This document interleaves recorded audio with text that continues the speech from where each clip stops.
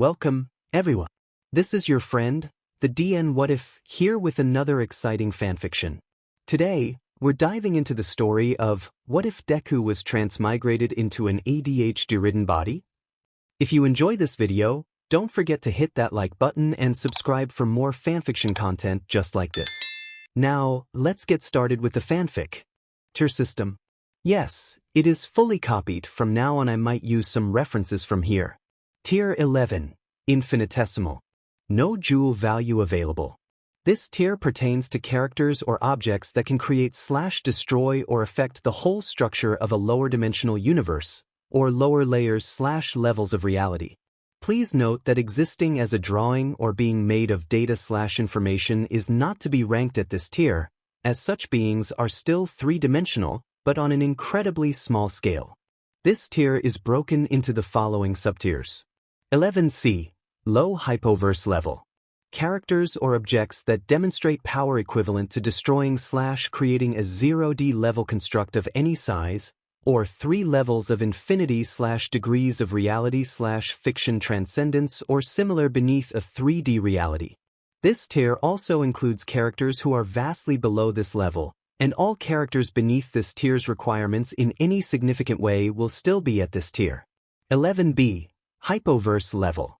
Characters or objects that demonstrate power equivalent to destroying / creating an existentially inferior 1D level construct of any size, or 2 levels of infinity / degrees of reality / fiction transcendence or similar beneath a 3D reality. 11A. High hypoverse level. Characters or objects that demonstrate power equivalent to destroying / creating existentially inferior 2D level constructs of any size, or 1 level of infinity / degree of reality / fiction transcendence or similar beneath a 3D reality. Tier 10. Human. 10C. Below average human level. Characters or objects capable of exerting force comparable to humans who are below the average norm in terms of strength, such as small children or infirm people, as well as smaller animals such as cats and dogs. 10B. Human level. Characters or objects capable of exerting force comparable to that of regular humans, such as teenagers or unathletic adults. 10A. Athlete level. Characters or objects capable of exerting force comparable to that of more athletic humans, such as trained fighters or generally physically fit individuals. Tier 9. Superhuman. 9C. Street level. Characters or objects that stand at the threshold of human strength and capabilities, represented by Olympic-level athletes or rigorously trained martial artists, as well as larger animals. It is important to note that, despite being named street level, this tier has nothing to do with actually affecting an entire street, with the name being more of a reference to street fighters as portrayed in martial arts movies and the like. 9B. Wall level. Characters or objects that can destroy or significantly damage extremely resistant materials such as stone, metal, or steel, as well as similarly resistant parts of constructions such as structural boulders and walls. 9F. Small building level. Characters or objects capable of destroying rooms or entire small constructions such as houses or more modest buildings. Tier 8. Urban. 8C. Building level. Characters or objects that can destroy medium-sized buildings and constructions, such as large factories or large complexes such as supermarkets. High 8C. Large building level. Characters or objects that can destroy large buildings such as skyscrapers. 8B. City block level. Characters or objects that can destroy urban city blocks or equivalent areas of space. 8A. Multi-city block level. Characters or objects that can destroy multiple urban city blocks or equivalent areas of space. Tier 7. Nuclear. Low 7C. Small town level. Characters or objects that can destroy a small town or settlement, or those who can easily harm characters with small town level durability. 7C. Town level. Characters or objects that can destroy a town, or those who can easily harm characters with town level durability. High 7C. Large town level. Characters or objects that can destroy a large town, or those who can easily harm characters with large town level durability. Low 7B. Small city level. Characters or objects that can destroy a small city, or those who can easily harm characters with small city-level durability. 7b. City level. Characters or objects that can destroy a city, or those who can easily harm characters with city-level durability. 7. Mountain level. Characters or objects that can destroy a mountain, or those who can easily harm characters with mountain-level durability. High 7a. Large mountain level. Characters or objects that can destroy a large mountain, or those who can easily harm characters with large mountain-level durability. Tier 6. Tectonic. 6c. Island level. Characters or objects that can destroy an island, or those who can easily harm characters with island-level durability. High 6c. Large island level. Characters or objects that can destroy a large island, or those who can easily harm characters with large island-level durability. Low 6b. Small country level. Characters or objects that can destroy a small country, or those who can easily harm characters with small country-level durability. 6b. Country level. Characters or objects that can destroy a country, or those who can easily harm characters with country-level durability. High 6b. Large country level. Characters or objects that can destroy a large country, or those who can easily harm characters with large country-level durability. 6a. Continent level. Characters or objects that can destroy a continent, or those who can easily harm characters with continent-level durability. High 6a. Multi-continent level. Characters or objects that can destroy multiple continents, or those who can easily harm characters with multi-continent level durability. Tier 5. Planetary. 5c. Moon level. Characters or objects that can destroy a moon, or an astrological object of similar proportion. Low 5b. Small planet level.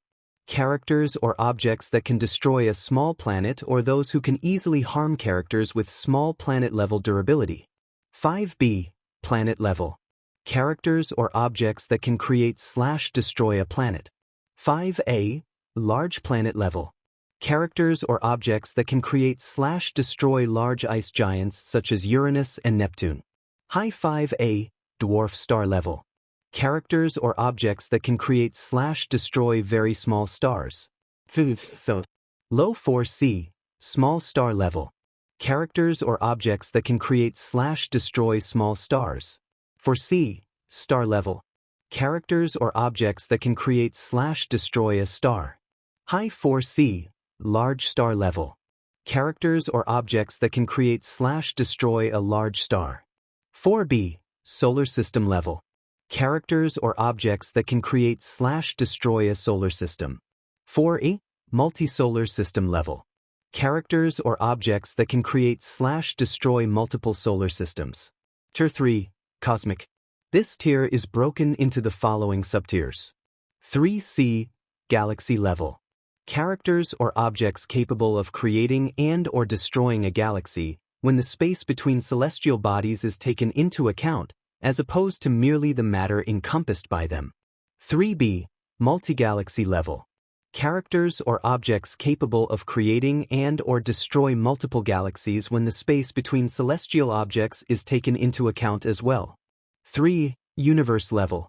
Characters or objects that can create or destroy all celestial bodies within a finite 3D space at least equivalent in size to the observable universe via an omnidirectional explosion that covers the entire space, alternately create or significantly affect a 3D universe or a pocket dimension of comparable size, which does not involve the destruction and/or creation of spacetime.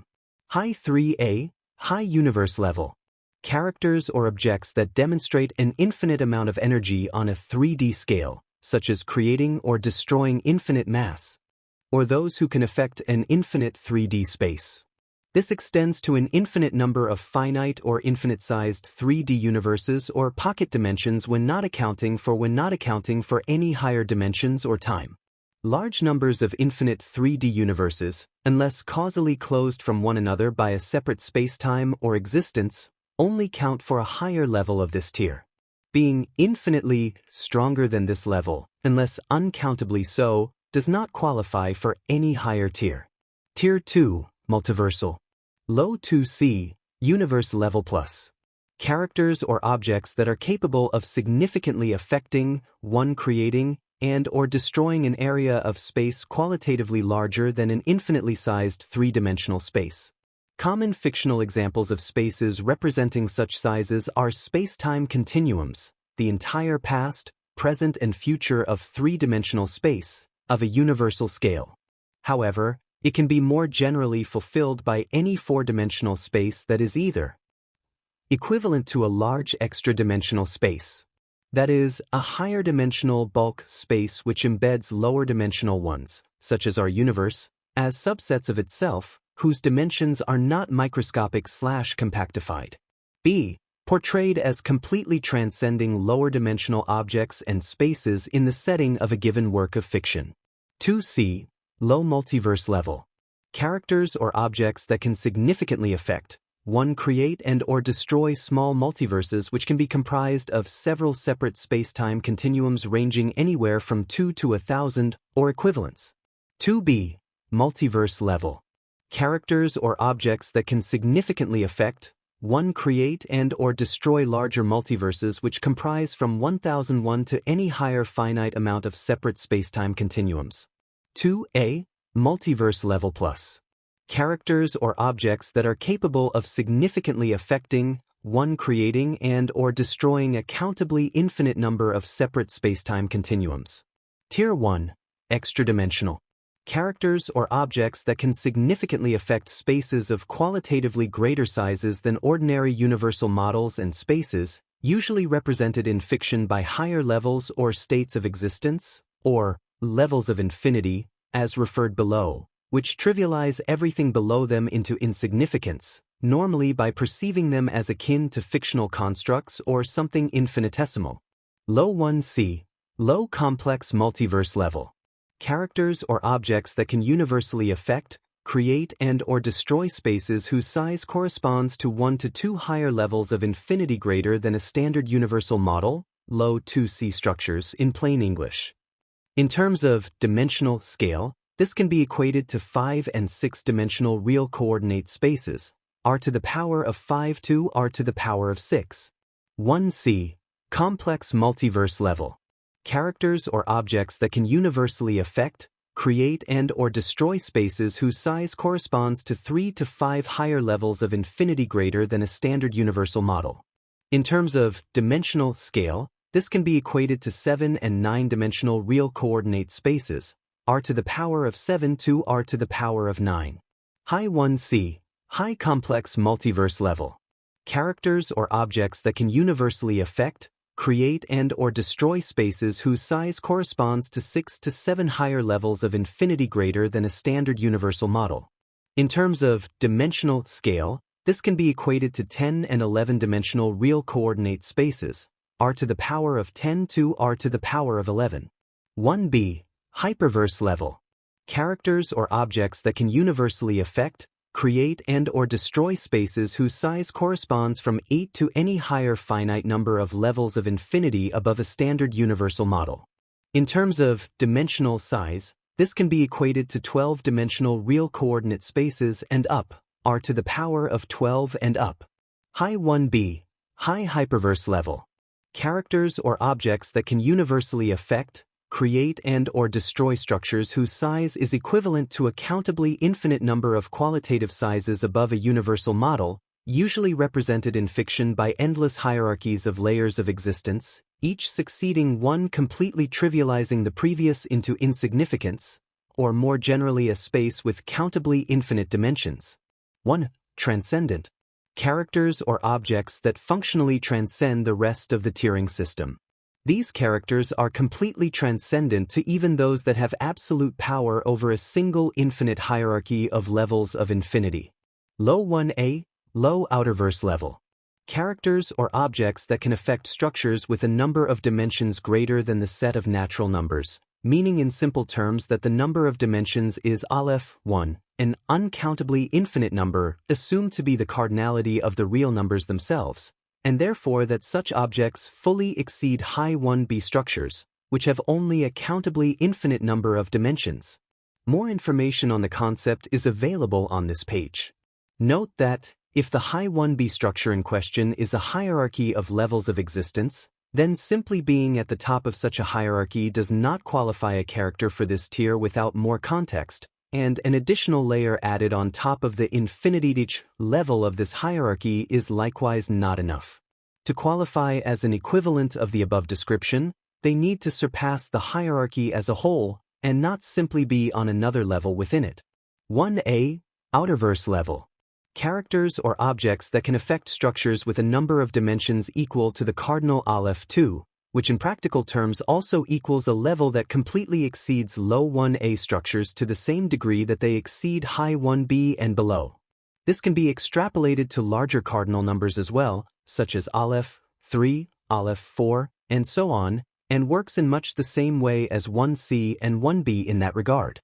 Characters that stand an infinite number of steps above baseline 1A are to have A+ modifier in their attack potency section, Outerverse level plus. High 1A, high Outerverse level. Characters or objects that can affect structures that are larger than what the logical framework defining 1A and below can allow, and as such exceed any possible number of levels contained in the previous tiers, including an infinite or uncountably infinite number. Practically speaking, this would be something completely unreachable to any 1A hierarchies. A concrete example of such a structure would be an inaccessible cardinal, which in simple terms is a number so large that it cannot be reached, accessed, by smaller numbers, and as such has to be assumed to exist in order to be made sense of or defined in a formal context, unlike the standard Aleph numbers, which can be straightforwardly put together using the building blocks of set theory. Even just the amount of infinite cardinals between the first inaccessible cardinal and Aleph 2, which defines 1A, is greater than cardinals such as Aleph 0, Aleph 1, Aleph 2, Aleph 3, etc., and even many Aleph numbers whose index is an infinite ordinal.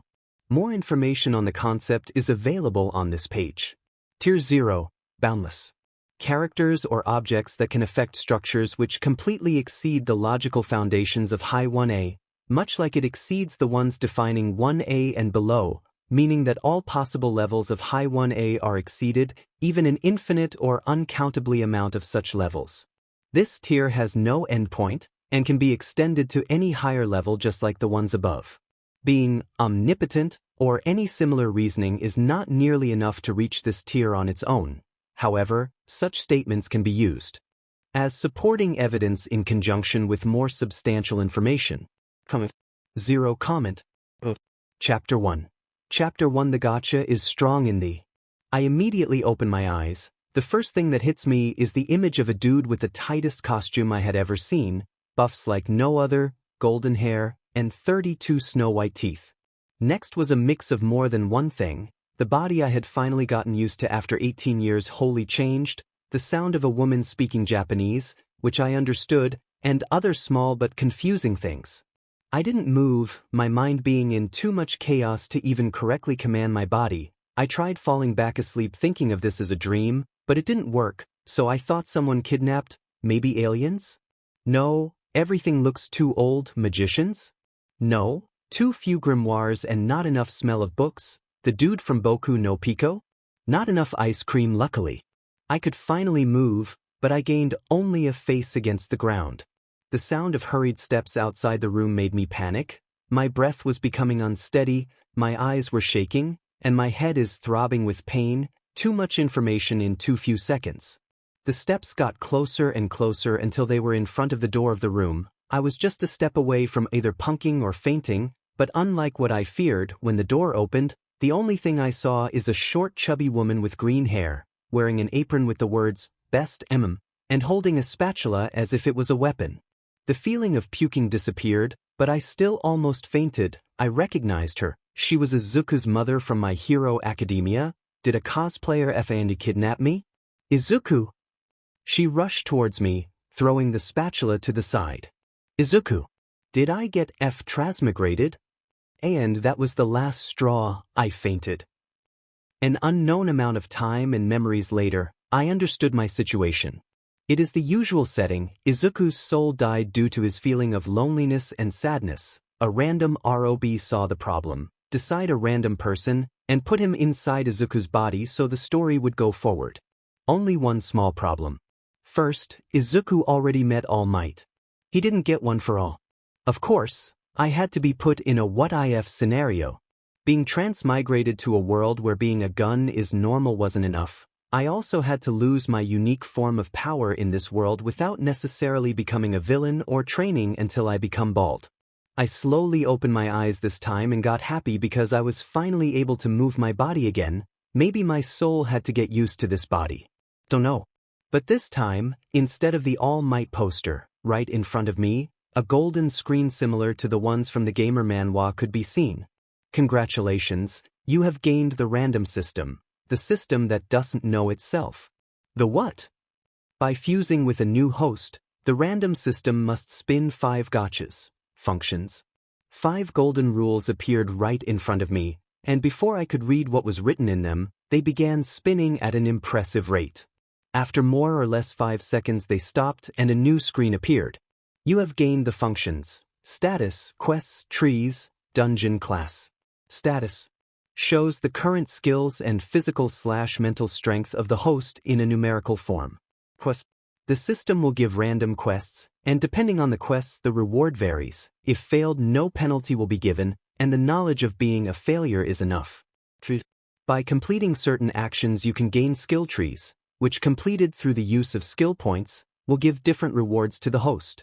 Dungoan. The system has created random dungeons throughout the world which can be completed only by the host. Dungeon difficulty will be shown before entering.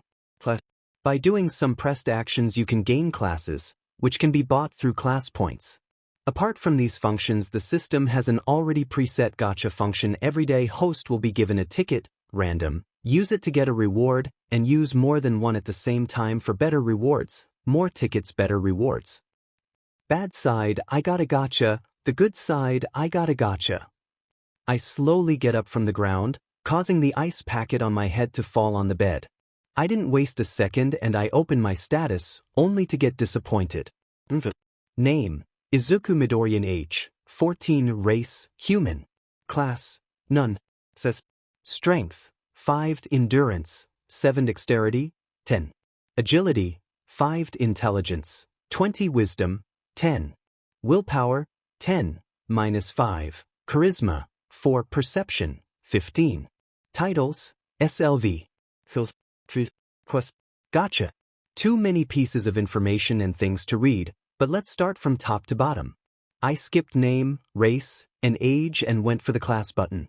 I clicked on it, but my dream of shooting a fireball got crushed.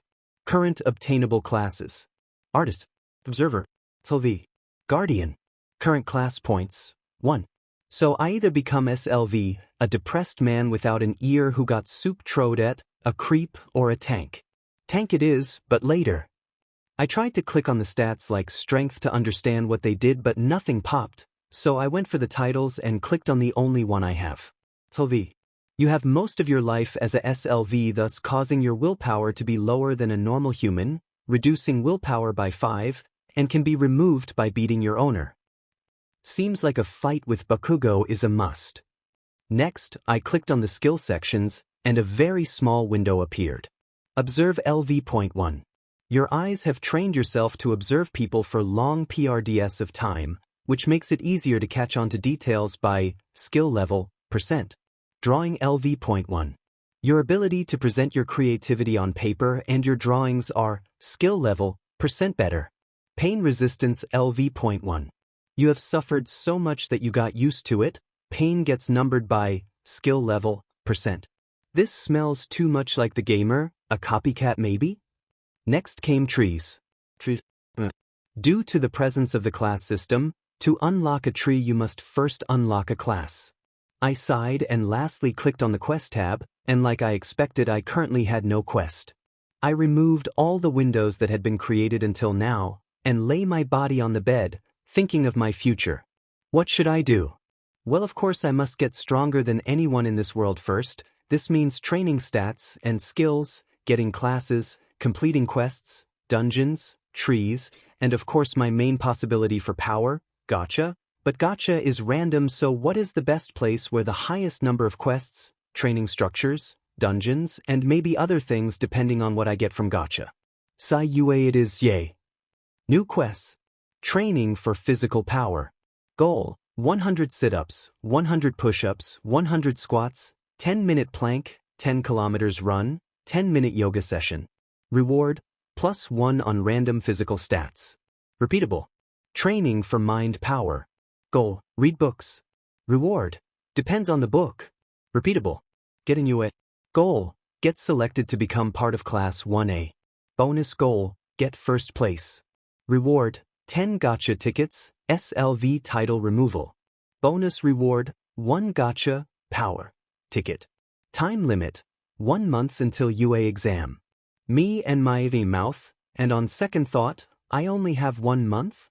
I immediately got up and readied myself. For what? For the income of a grinding session. Comment. 14 comment. Chapter 2. Chapter 2 First Class.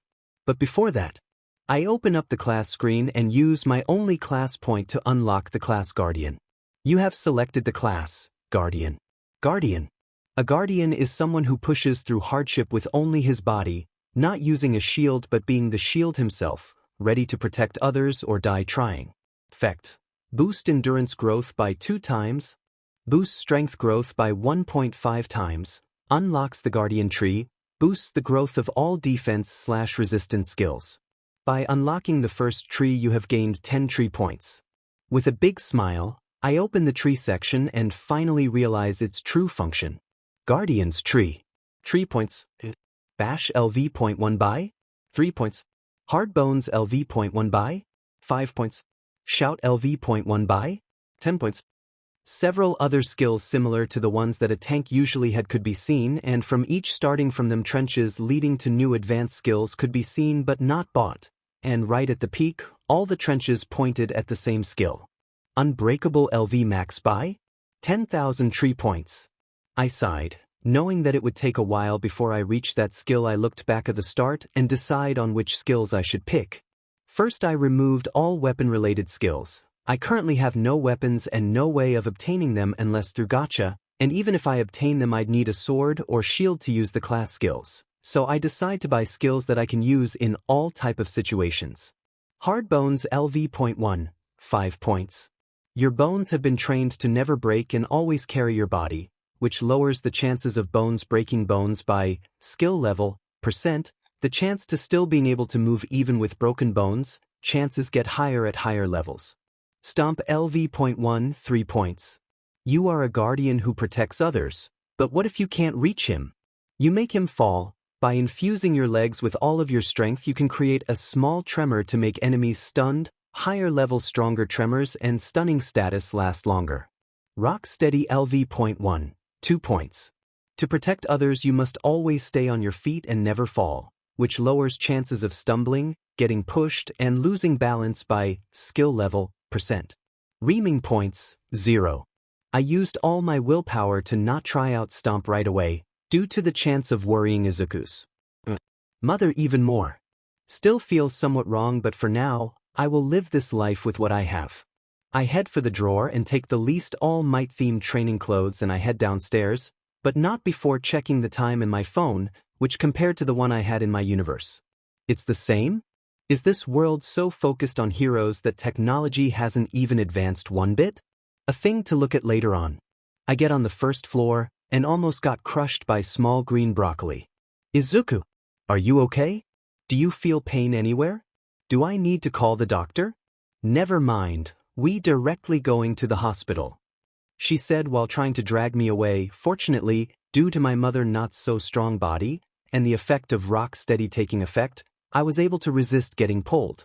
Mom, calm down, I am okay. I had a bad dream and feel down, no problem. Anyway, since it's pretty early I was thinking about going on a walk.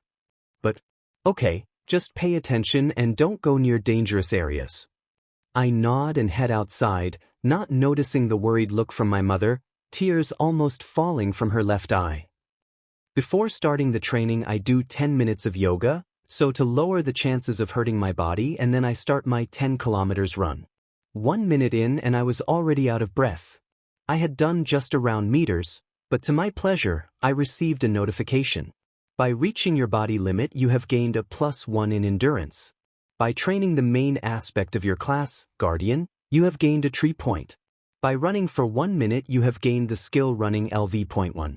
Running LV.1. Represent your ability to run, raises speed, and lower stamina consumption by skill level %. With a smile on my face, I continued running, the soreness of my muscles, and the feeling of suffocation slowly fading with the level-ups of running and pain resistance, while a steady +1 in 3 points and endurance arrived every 3/4 minutes. By the end of the 10-kilometer run, I had made my running and pain resistance reach levels 3 and 5, while my endurance reached 11 and I had gained 9 tree points. I opened the tree panel for the Guardian class and I buy a skill I had seen but wasn't sure about buying. Now I was. You have bought the skill, Recovery LV.1, 8 points. Recovery LV.1. Your body is a machine that will never fall. Your body's stamina recovering speed is raised by skill level %. I take out my phone and headphones, immediately remove all the songs that have Singer All Might, and decide to put on some hard rock. Let's go with some simple funk. Nothing pumps blood like it.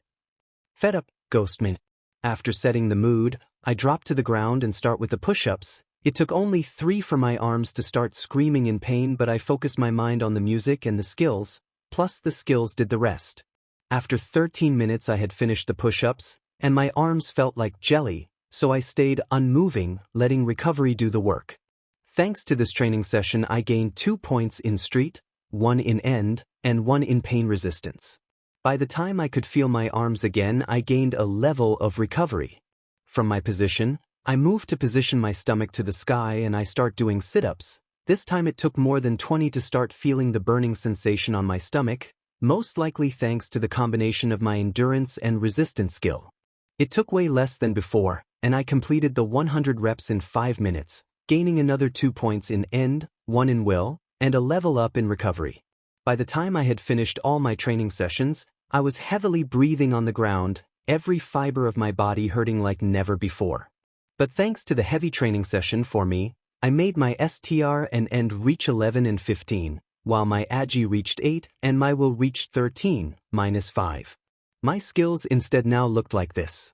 Pain resistance LV.8. You have suffered so much that you got used to it. Pain gets numbered by skill level %. Recovery LV.5. Your body is a machine that will never fall. Your body's stamina recovering speed is raised by skill level %. And last but not least, I gained a whooping 13 tree points, which I will save for now. I check the time on my phone and notice that I still have around an hour before I have to head back home. So with a smile, I click on the quest tab, which currently has an exclamation point, and when I opened it I received the notification for the completion of the training for Physical Power Quest, which rewarded me with a point in AG, useful considering it is my lowest physical stat. My current lowest stat is Cha, which considering my scrawny body and my inability to talk to girls makes sense. In neither of these lives I was a Casanova, neither as Izuku nor as the previous me. I slowly get up from the ground, and with a smile, I look at my tree and tab sections. It's time to try some skills. Comment. 10 comment. Chapter 3. Chapter 3 skills are what make the class. Before testing the already bought skills, I decide to rest a little and see what other skills I could buy. In the end, I decided to leave it like that and train the skills I had bought until now, starting with Stomp. I take a big breath and I will for the activation of Stomp. An almost invisible red aura covers my leg, which raises and in less than a second smashes against the ground. In a 5 meters radius, everything trembled, but no apparent damage could be seen on anything. The only visible effect of this tremor was the sound of animals running and birds flying away.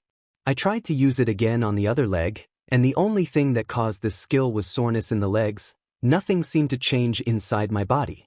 Wanting to try something, I first jump and then activate Stomp, and like I hoped, a gravitational force drags me down, causing my imbued leg to smash against the ground. The tremor was bigger, but so was the soreness. The last attempt was to walk while using Stomp. Unfortunately, I wasn't able to due to the low level of the skill and my low endurance. I look up my skills and the current level of Stomp is 3 upgrades. I am so going to recreate this. I think while heading towards the nearest tree. I take a very deep breath, raise my hand in a boxing pose, and start hitting the tree at full force. Result? Cut knuckles, paining hands, but no broken bones and no blood. I continued punching it until some blood started coming out of my knuckles, realizing that going further would do more damage than good. I look at my status, hard bones had reached level 4, pain resistance level 7, and lastly, I had gained hand-to-hand combat, making it reach level 2. Hand-to-hand combat LV.2. A weapon isn't only made with iron, represents your ability to fight with your body, raises damage dealt to others, and reduces damage dealt to self by skill level %. I think I am starting to become a hoarder of skills, which is very good. Lastly, I trained rock steady by simply training my body balance, standing on my leg, doing handstands against a tree, and other things like that. By the time the skill reached level 5, I had to get back home, but not before washing my hands on a nearby river to remove the blood from it. This way the only thing proving that I had trained was the reeking smell of sweetness coming from my body. I run home, which resulted in another level of running, and by the time I had gotten home, my stomach started rumbling at the smell of fried chicken, or is it called katsudon here? Anyway, it smells good, and I am starving. I rushed inside, but before I could reach the kitchen a spoon stopped right in front of my face. Uha, immediately take a shower, and only then you will eat. But dash.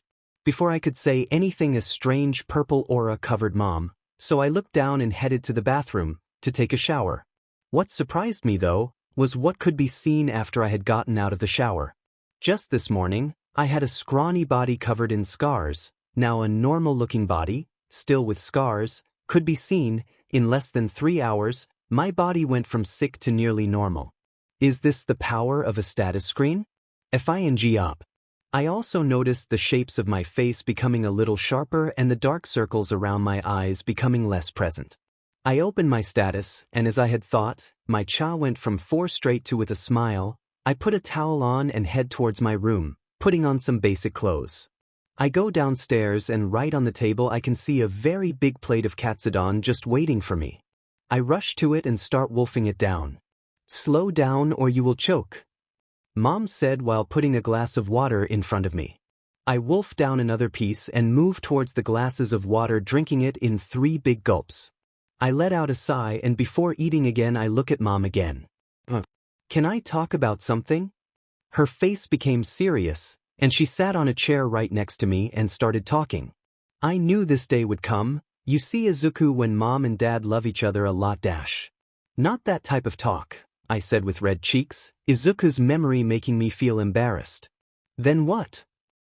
You know the UA entrance exam is in 1 month, you know me more than anyone, you know more than me that I might not pass, but I want to put it my all. I only have 1 month, but I want to make it count. Duh. She didn't say anything. And I want to train as much as I can, even if the training makes me faint. I want to show the world what a kid like me can do only with perseverance.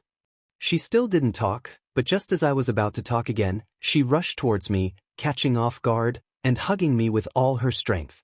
I love you, Izuku. No matter what you do, you always be my child. If you want to train and try to become a hero dash, she says, and then looks me in the face. I am proud of you, she says with the warmest smile I had ever seen. Thank you, Ma. One last thing, do you know where Dad's books are? Comment. 14 comment. Chapter 4. Chapter 4 reading is fun. After 15 minutes of eating, I had a small chat with my mom and then headed for the attic of the house, where a lot of Dad's items that he couldn't bring with him are.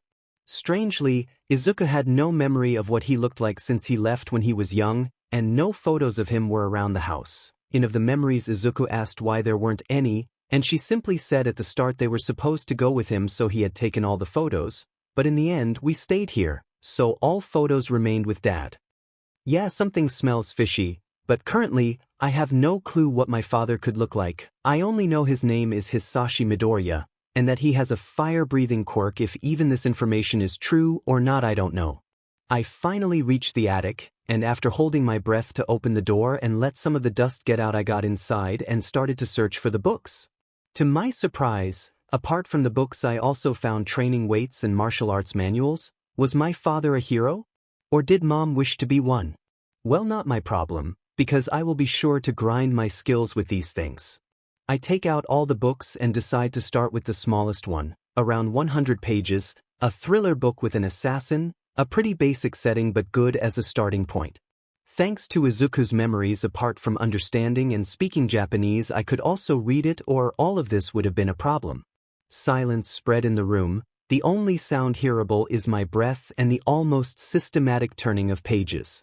I was so focused on the story I didn't even notice my reading speed slowly increasing, reaching a point no normal human should be able to do unless the words are stationary.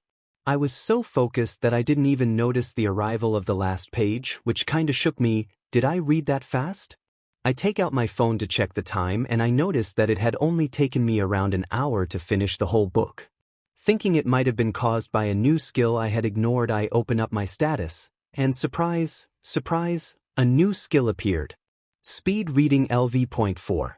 Your brain is used to reading, makes reading faster by skill level, %, gets boosted by intelligence, %. From the reading, I also gained a point in wisdom but not intelligence. Was it because it is already pretty high? Already having my status open, I click on the quest tab to get the reward from the quest. Training for mind power. Reward. Since you have read a 139-page book thriller, you have gained the skill tracker LV.1. Tracker LV.1. You have the senses to become a good detective. You can find tracks and/or clues, skill level, % more easier. Not that useful for the immediate but might be in the future. I take another book, this time a romance book of around 200 pages. Not my best pick, but the possibility of gaining a skill related to charm made me hopeful. I head downstairs and head to my room, only to get stopped by my mother's shout. "Izuku, get down, we have guests," she said. I blocked in steps, and neither of my memories helped me interact with human beings outside the family. In my previous life I was an 18-year-old with ADHD and social anxiety, and so was Izuku, so what the F do I do now? I sigh while heading downstairs, and to my surprise, apart from my mother, I see next to her a woman with pink hair and small horns chatting with her. She strongly resembled a character from but ignored the fact for now and headed towards my mother with a trembling smile, trying to look as natural as possible. This resulted in an almost robotic movement, but at least I wasn't trembling, resulting in my willpower rising maybe? I reach the side of my mother, I look at the woman and do a small bow. "Good morning, it's a pleasure to meet you," I said with the best smile I could make, which didn't look natural at all. The woman smiles and looks at my mom. "He is cute as you said he would be," she said, trying to embarrass me. It worked. I know, right? I have so many photos where he looks just so cute, but I can't find the ones where he is taking a bath. "Yep, okay, and that's my cue to leave." "Mom, I am heading to my room," I said and didn't wait for her answer. But as soon as I turned around, a voice came from the entrance. "Mom, have you finished?" "I am bored." "Pink hair? Check. Yellow horns? Check. Black scara with yellow pupils? Check. Wearing casual, somewhat kinda revealing from Japanese standards clothes?" That of course, I had to FING meet Mina Ishido on my first in this world. One of the friendliest members of the anime met me, a FING concentration of social anxiety. "Mina, be more respectful, I am having a nice talk, why don't you go with Izuku to his room?" "Oh, what a great idea. I will bring tea and biscuits in a few minutes, so why don't you both go up?" said my mom with a smile. What is she thinking? "Excuse me? Do I not have any words in this matter?" "Fine, but we will go shopping later," Mina said while approaching me. "So? Where to?" she asked me with an annoyed face, not because of me, fortunately. I wanted to say something, but like usual, social anxiety took the better of me, so I sighed and headed for my room, hoping Izuku didn't have anything embarrassing him outside of the monstrous amounts of All Might gadgets I had already hidden. I open the door to my room, get her inside, and then I get inside, her wink, leaving the door open. She looks around an almost empty room. There only is a bed, a desk with a computer, a shelf with some books about heroes, and a wardrobe with my clothes. She sits on the bed while I sit on the chair in front of the desk while opening the book and starting to read. When I see her taking her phone out, I sigh in relief and decide to take mine out to put some music with my earphones. Nothing better than reading with music. Not feeling like listening to rock, I decide to put on some relaxing music, deciding on Coldplay and playing Sparks. The silence was never embarrassing for me while I had music or while reading a book. In those moments my chaotic mind was able to focus, something rare, but the feeling of absolute focus became like a drag, making me addicted to music and book in my previous world, and it looks like that addiction got carried over in this world too. I continued reading for an unknown amount of time, turning page after page, while the music continued being blasted in my ears, but my train of happiness got interrupted by someone touching my shoulder. I look up and I see a way too close Mina Ashido saying something I couldn't understand. I remove my earphones and I ask her, "What? You like Coldplay?" She asked with a smile and hoping eyes. "Yeah," I said, starting to feel a little anxious. "Really? What's your favorite song?" She asked while grabbing my hand, a smile on her face and her eyes sparkling with happiness. Should have I said no? Comment. 13 comment. Chapter 5. Chapter 5 Talk with a Girl and First. Viva la vida. Oh, such a good song, all make me either cry or want to fight the world. She said with a smile. Yeah, I think it kinda is the point of the whole song, or at least of most songs. Yeah, you are right, songs are supposed to make people feel emotions. If they don't, they aren't good songs. I don't answer that, hoping the discussion would end there, but instead, look down at the book I am holding back at me. You are a type for romance books? Didn't look like one. She said with a smile. No, well yes, but this the first one I'm reading. If you don't count romance manga. Don't worry, this will be our little secrets. She said with a cheeky smile. How much I want for higher willpower and charisma to make her embarrassed too. And just as she was about to say something, my mother opened the door, getting inside with 2 cups of green tea and some biscuits, my hero. But when she saw us so close, a smile formed on her face. No mom, nothing was happening. She left the food near the door and then immediately left. No, don't go. Now that she was looking away, I closed the book and get up from the chair, heading for the cups of tea and biscuits. I take one of the cups and start blowing on it, not wanting to burn my tongue. Mina follows my example and does the same. Silence has never been more embarrassing. Fortunately, I didn't have to say another word, because Mina's mother shouted from downstairs for her to get down since they are leaving. God exists. She turns towards me and says, "Give me your phone." "Why? Just give it to me." I comply, and before I know it, I have Instagram on my phone, I have an account, I am following her, and I also have her number saved as Mina with a heart. Before I can say anything though, is already going downstairs. God is dead. Her Instagram was already open and I saw some of her photos. I decide to make some changes and make UA students age around 16-17. Izuku is currently 16 and will be 17 by the start of school. Writing from a 14-year-old kid's point of view is just too strange and would block me from doing some above than 14 years things. I saw some of her photos. I am an atheist. After I hear the door closing, I go back to my book and I finish it in less than 1 in 30 minutes, making my speed reading reach level. I got the reward, gaining 2 points in Cha, and a skill called Silver Tongue. Silver Tongue LV.1. Your ability to speak is getting better, raises the effect of your words by skill level, boosted by Cha %. I also noticed a new point in willpower. Was I seriously so scared of talking to girls? Before anyone says anything, he is not a simp, will not be a simp, he simply has 0 experience with girls, kinda like me, and suffers from social anxiety, like me, combined with ADHD, making me scared of possibilities of how he can ruin the situations, and you get a kid scared of girls. I sigh and head downstairs, thinking that maybe a walk will help me. Okay, I am training again. I change into training clothes, I pack a sack with the weights I had found in the attic and head outside, but not before telling Mom I will be back by dinner. I start running, heading towards the forest like before, which combined with the weights I was carrying, made me gain 3 levels in running, 1 point in end, and 4 tree points. Currently, I have a total of 18 tree points, so as soon as I arrived at the forest, I let recovery do its magic, boosted by my own endurance, and look at the skills I could buy. What do I need right now? I already know what the exam will be like. I need a way to attract robots and fight them while not baking down, while also being able to actually damage them, which, considering I will most likely fight them barehanded, means a lot of level ups in hand-to-hand combat. I looked a little more in the Guardian's tree and decide to buy 2 new skills. Shout LV1, 10 points. You are Guardian and enemies must be handled by you. By shouting with all your willpower, you are able to attract all enemies around a certain area. Decide by skill level, the chance of causing an enraged state in attracted enemies by skill level, %. Shoulder dash LV.1, 5 points. Your enemies are far? No worries, a little dash and you can pummel your shoulder against them, causing damage equal to STR, skill level. During dash user moves, skill level, % the normal, the chance of stunning and causing broken bones to affect boosted by skill level, %.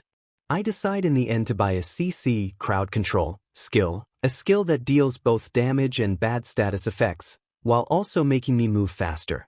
I was excited to try out the new skills, but just as I was about to use shoulder charge, something caught my eye. I started heading towards a strange light, and the closer I got the more I felt like I had just hit 10 gold. Suddenly I received a message. Do you wish to enter the Goblin's Den? Yes/no. Difficulty, basic. The reward for full competition. Class points, 5 gacha tickets, weapon. With a smile, I immediately clicked yes. Host entered his first dungeon, gaining the title Dungeon Explorer. Dungeon Explorer. Your thrill for adventure has brought you here, but will curiosity kill the cat? Makes 10% to find dungeons. I soon found myself in a different forest with much taller trees, and before I could look around, a small green child appeared right in front of me, his small D limping around, and on his hand a rude wooden club, blood covering it.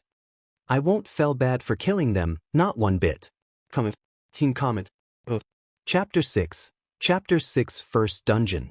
I was stunned for a second, seeing something like this isn't normal. In neither of my lives had I experienced something like this. Fortunately, my mind processed the information at a faster rate than normal, making me able to move just in time to evade the club aiming for my head. I rolled to the right, evading the club and causing the goblin to fall to the ground, snarling in anger. It tries to dash again towards me, but before he could I used Stomp, making the ground tremble and stunning him for a second. I then used a shoulder dash against it, making it fly for around 3 meters. I dashed towards it, and before he could get back up I used Stomp on his body 3 times, only feeling satisfied when his brain exploded under my foot. The smell almost made me puke. The feeling of killing something, removing someone's life and all that bullshit didn't really bother me, but goddamn is the smell terrible. I move away from the body and look at my status, looking for any difference. With just 1 fight I had risen Stomp level by 2, and shoulder charge by 1, while also gaining 3 levels in hand-to-hand combat and a tree point for killing a weak enemy with Guardian skills.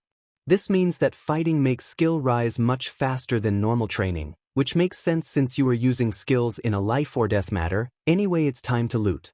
Not like there was much. The only thing I could grab is the club, which I could use as a weapon. The only problem would its size being normal for a goblin but a little small for me, but better than nothing I guess. While looting I notice a new quest that had just been created. New quest. Goblin Slayer. Goal: kill all the goblins inside Goblin's Den. Reward: 5 gacha tickets. Before going forward and searching for other goblins I try getting out of the dungeon, which surprisingly can be done without losing the quest or any type of penalty, but in exchange, the time inside the dungeon is the same outside. Guess I can't have everything. I start looking around the forest for other goblins, trying to be as sneaky as possible, resulting in the creation of a new useful skill. Sneak LV.1. Your main weapon against stronger enemies reduces sound produced by your body while movingly sneakily by skill level, %. With a smile I continue moving around, using both observer and tracker to find any clue that might lead me to a goblin. After 10 minutes, 3 levels in observer, and 2 levels in tracker, I finally found a goblin. Actually, I found a group of using sneak. I moved around the group to look at their weapon. No armor or clothing. One had a bow, one a rusty short sword that looked like a long sword in the goblin's hands, and a shield, and the last one has a club like mine. First I should eliminate the one with the bow, would be seriously annoying in a melee fight. I moved towards the goblin with the bow, and just as I was about to reach him, I stepped on a dry branch, alerting the group. I didn't waste a second and immediately used shoulder charge on the goblin with the bow. Next I used stomp, stunning one of the two goblins. The one with the sword and shield dashed towards me. It swung its sword towards my stomach. I used the club to block the hit. Thanks to the hardness of the club's wood and the bad quality of the sword got stuck in the club, making me able to snatch the sword away by throwing the club. With now only a shield, it tried to cover its face, but instead of aiming for his head, I delivered a low kick, making him fall to the ground and giving me the opportunity to deliver a stomp on his stomach, most likely killing him. Just as I was about to turn around for the other goblin, an arrow pierced my shoulder, sending a jolt of pain through my whole body. Anger started to cloud my thoughts. Instead of aiming for the nearest goblin, I decided to rush towards the one with the bow, without even using a skill. The goblin had its experience and before delivering the first arrow had distanced itself, so before I could reach him another arrow pierces my right leg. Another jolt of pain clears my mind. I realized the mistake I had made, and immediately used stomp with my not hurt leg, causing the previously stunned goblin to remain stunned, and the one with the bow to fall to the ground. I rush to the goblin before it can get up. I snatch its bow away from his hand, take one of its arrows from its quiver and use it to pierce his right eye, killing it on the spot. Only one left. It is trembling in fear and slowly moving away. While breathing, I move towards him. At this point I should be on the ground, but thanks to rock steady, my endurance and my pain resistance, I was still able to walk. I finally reached the goblin and without wasting a second I simply used stomp on its head. Now that the threat was dealt with, I fall on the ground breathing and heavily breathing. What the f did I expect? I wasn't a soldier or some kind of fighting genius. I made so many FING mistakes in just one fight. What if the second arrow got me in the head? What if the first one did? I entered here with no weapons, no fighting experience, and without even one fighting skill above level 10. I sigh at my stupidity and decide it was for the best. I simply trained the normal way for now and didn't enter any dungeon. Before going out though, I take the sword, shield, and bow with me, and swap my club with the undamaged one. I get out of the dungeon and take a look at the guardian's skills, hoping to find something that might help me heal these injuries, or how am I going to explain them to Mom? From the fights, I received a total of 12 tree points, bringing my total tree points to 15, and my luck seemed to finally be on my side because I found the skill I just needed, so I immediately bought it and used it on myself. Small recovery LV.1. A guardian's job is to help others in any situation, but who helps the guardian? None other than himself. Boosts natural body regen speed by 10 plus skill level, %. Duration, skill level, minutes. I used the skill on myself, and apart from feeling a little lightheaded, I started feeling way better. After 1 minute I used the skill again and again until it reached level 3, and both of my injuries closed. Now the only thing left of such injuries are the blood and the hole in my clothing. But even though the injuries received, my stamina didn't. I actually felt worse than before the healing. Was it because of the regeneration? Did it consume my stamina? Might make sense since it doesn't directly heal me but instead speeds up my natural body recovery. I rest on the ground letting recovery do its job, and I start looking at the gains from the fight. Pain resistance reached level 11, stomp level 8, rock steady level 6, hand-to-hand combat level 8, shoulder dash level 5, and sneak level. I also gained 3 whole points in endurance for being able to resist 2 arrow wounds and 1 in willpower for making it finally reach after recovery had regenerated my stamina. I take a look at its level. Level 7, growing pretty fast, but it's better like this. With a new resolution, I decided to do the training for physical power again. Of course, only after hiding the weapons near the entrance to the dungeon. Thanks to my new endurance, I was able to do all the training much faster than before, so after completing the push-ups without much effort, I decide to wear the training weights, my father raising my body weight by 10 kilograms, and by the time I had finished, I was as much out of breath as I was the first time. With a smile, I take a look at my current stats after I had received the reward for the quest. +1 in dex. Strength, 16 endurance, 21 dexterity, 11. Agility, 12 intelligence, 20 wisdom, 11 willpower, 15, -5, charisma, 8, perception, 15. Skill upgrades. Recovery LV.11. Pain resistance LV.12. Considering the stats I just had this morning, I am growing at a monstrous rate, but will it be enough to reach the levels of All Might and All for one? I realize sigh and get up from the ground, deciding it was time to head home, still wearing the weights while continuously mapping small recovery on myself to speed up the regeneration of my muscles and so their growth. By the time I arrived home, I was a sweating mess. I got inside using my pair of keys, and my mom was inside cooking dinner, but just as she was about to greet me, her face deadpanned. I forgot to clean the blood. 15 comment. Chapter 7. Chapter 7 Studying should be boring, right? After an unholy amount of don't worry, checkups for any wounds, and a long shower, I was able to finally get some rest and continue reading some of my father's books. What I noticed, though, after I had just finished showering, were 2 small scars on my left hip and on my right shoulder, which compared to the other burn marks aren't that sickening, but I also noticed that the burns had healed a bit, an effect of small recovery. Doesn't matter, I won't refuse such good effects. I take out a manual about karate owned by my father and started reading it, hoping that I might gain a skill that I could use while fighting. The book was mostly about the soul of karate and its characteristics, and also talked about the 4 main karate styles and their difference. Surprisingly, while reading the book, I gained a level in hand-to-hand combat. Guess the theory is also an important part of martial arts. It took me 30 minutes to finish the book, it being kinda small and my speed reading being at level. As a reward, I surprisingly received a point in both intelligence and wisdom and also gained a skill called Battle Focus. Battle Focus LV.1. Your body is a weapon made for fighting, your instincts will be honed for battle, and your only goal will be the defeat of your enemy. Can enter a state of focus during a fight where the world will become slower by skill level, %. Not what I expected, but still useful, so this proves my theory that I can only learn passive skills, and active skills must be unlocked through classes. This means that I need to unlock as many classes as possible to become truly strong. I sigh, and just as I was about to take another book, I was called to have dinner. While going down, my phone buzzed, something that in Izuku's memories never happened. I check what had happened, and I see a message from Mina. The message consists of an image where she is wearing shorts and a purple top that barely reached her melons. Means message or any type of different discussion. Look what I just bought, she said after sending the photo. I looked at the photo more than I should, only after 10 seconds realizing the existence of the message. It took me 50 seconds to realize what I had to write though. Cool top. Oh, so you were looking at my melons for this long. And oh, I sent it almost immediately. Relax, I am joking. If I was worried about that, I wouldn't have sent the photo. Bullet evaded.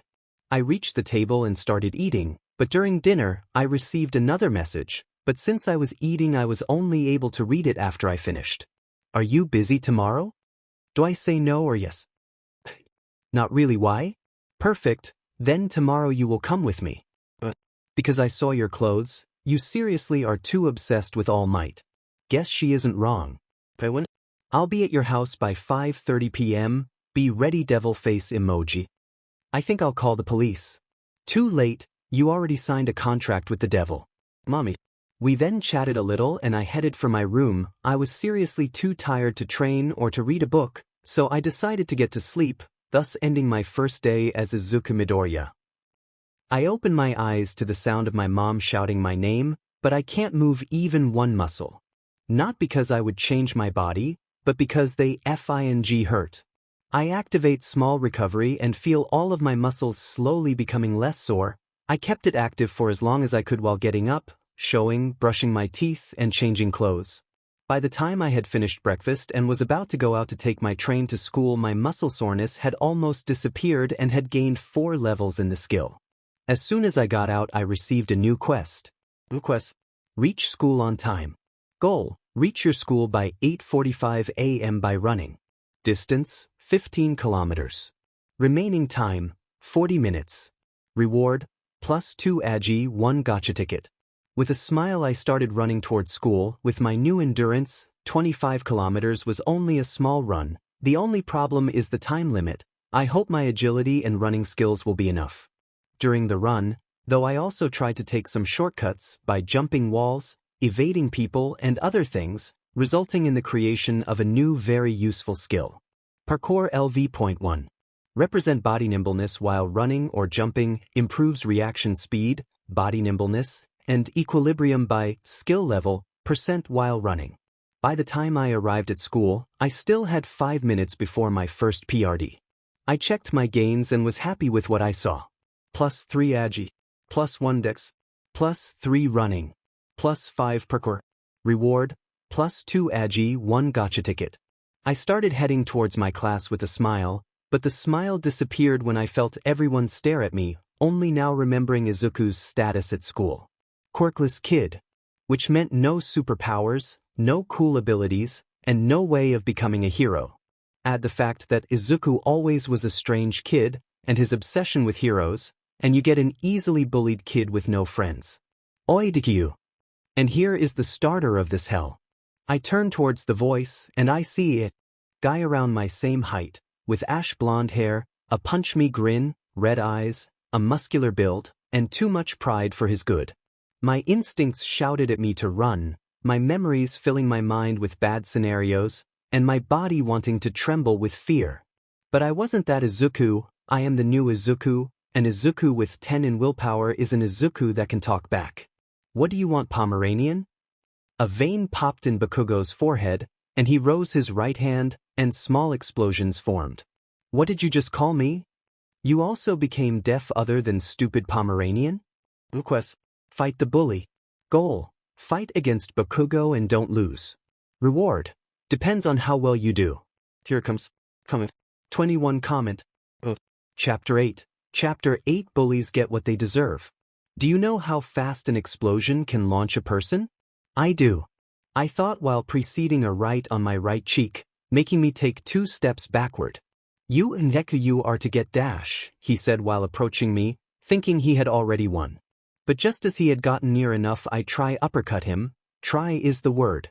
He evades the hit and instead punches me in the stomach, but before he could move his hand away I grab his arm, and I don't let him go. What are Y dash? Before he could finish I smashed my head against his, making the both of us stunned. But thanks to the quick activation of small recovery at the start of the fight, I was able to recover first. I used shoulder dash to make him fly away, giving me time to recover. But just as he was about to touch the ground, he uses his quirk to get back up and launch himself against me.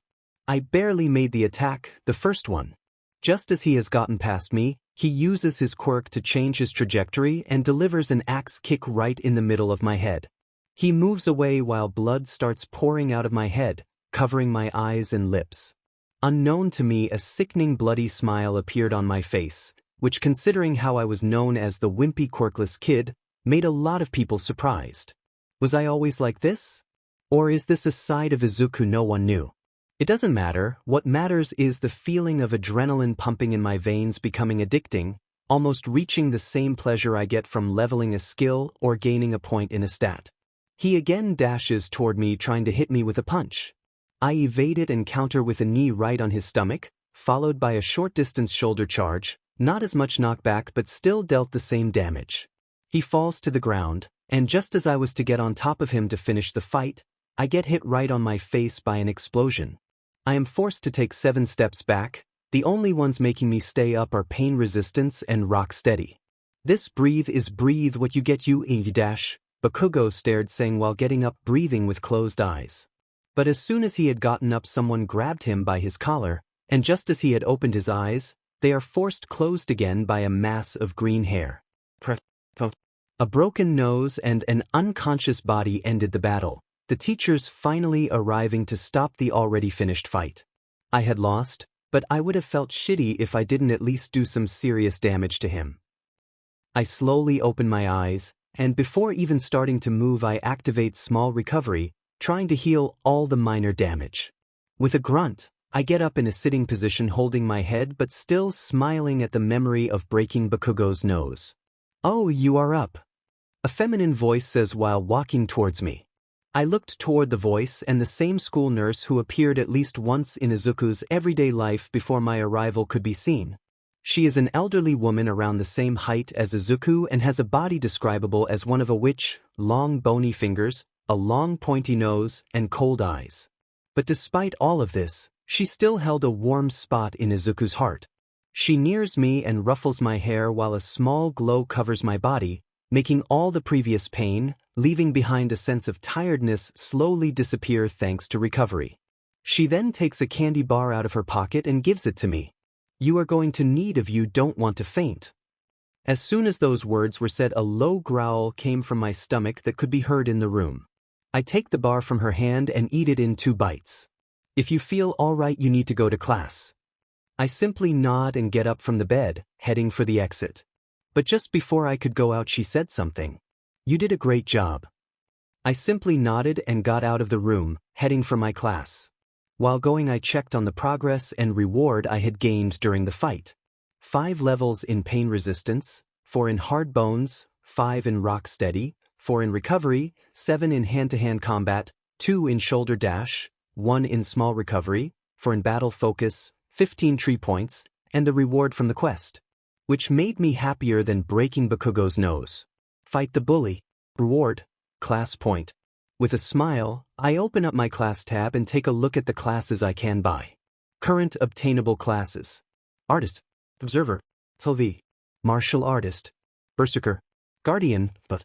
Current class points. 1. 2 new possible classes, Martial Artists and Berserker. Between the two, considering my fighting style, I am more inclined to it, but still, which one should I pick? Decide which class Izuku should pick, most voted ones win. After thinking about it for a bit more, I arrived at my destination, and after knocking I get inside. As soon as I got inside, I felt everyone stare at me with surprise, doubt, and fear, and one last stare came from an ash-blonde Pomeranian filled with anger. Comment. 36 comment. Chapter 9. Chapter 9 Second Class. I ignore the stares and instead head for my desk. Izuku Midoriya, you finally arrived. Not only you caused such chaos this morning, but you also arrived late, such an unworthy child. Is it even worth making him notice I didn't start the fight? That I didn't use a quirk, unlike Bakugo, that I arrived late cause my head was bleeding. I reach my desk and sit down, finally deciding on what my next class should be. You have chosen your second class, Berserker. As a reward, you have gained 5 tree points. Berserker. Your rage fuels your body, wounds, broken bones, blood loss. Nothing will stop you from destroying your enemies. Effects. Speeds of STR growth by 2, and endurance growth by 1.5 times. Since you have another class, the only modifier that will be left for stats growth will be the higher ones, so x2 for both STR and end, which gives plus 20 levels to pain resistance plus boosting its growth by 2 times. With a smile, I open the Berserker tree skill and take a look at what I could buy. Immediately my eyes fell on 3 skills, and I had just enough points to buy all 3 of them. You have bought the skills, Rage, Bloodsteel, and Intimidating Presence. Rage LV.1, 5 points. Through your veins only rage goes through, a basic skill of the Berserker path. While in this state all physical stats grow by skill level, %, while in this state stamina consumption will rise by skill level, %, must be noted that host will still be able to think rationally. Duration sad face skill level, mints. Bloodsteel LV.1, 15 points. You will quench your thirst with the blood of your enemies, while in rage killing an enemy will speed up your body regeneration by skill level, %, which can be stacked a maximum of skill level /10 times. Intimidating Presence LV.1, 5 points. You are a beast in human skin, and everyone will recognize it. You can willingly emanate a fear-inducing aura that has the chance of causing horror in your enemies. The chance is skill level, %. I also wanted to buy another skill, but I had not enough points, so I would buy it later on. But just these skills combined with my guardians, which made me a walking tank, made me a machine with the only purpose of killing, and the idea wasn't so bad. But for now, I can't test out these skills, so I will instead study the school books, hoping that I might gain some skills from them. I take out the book of the current PRD and I start reading it.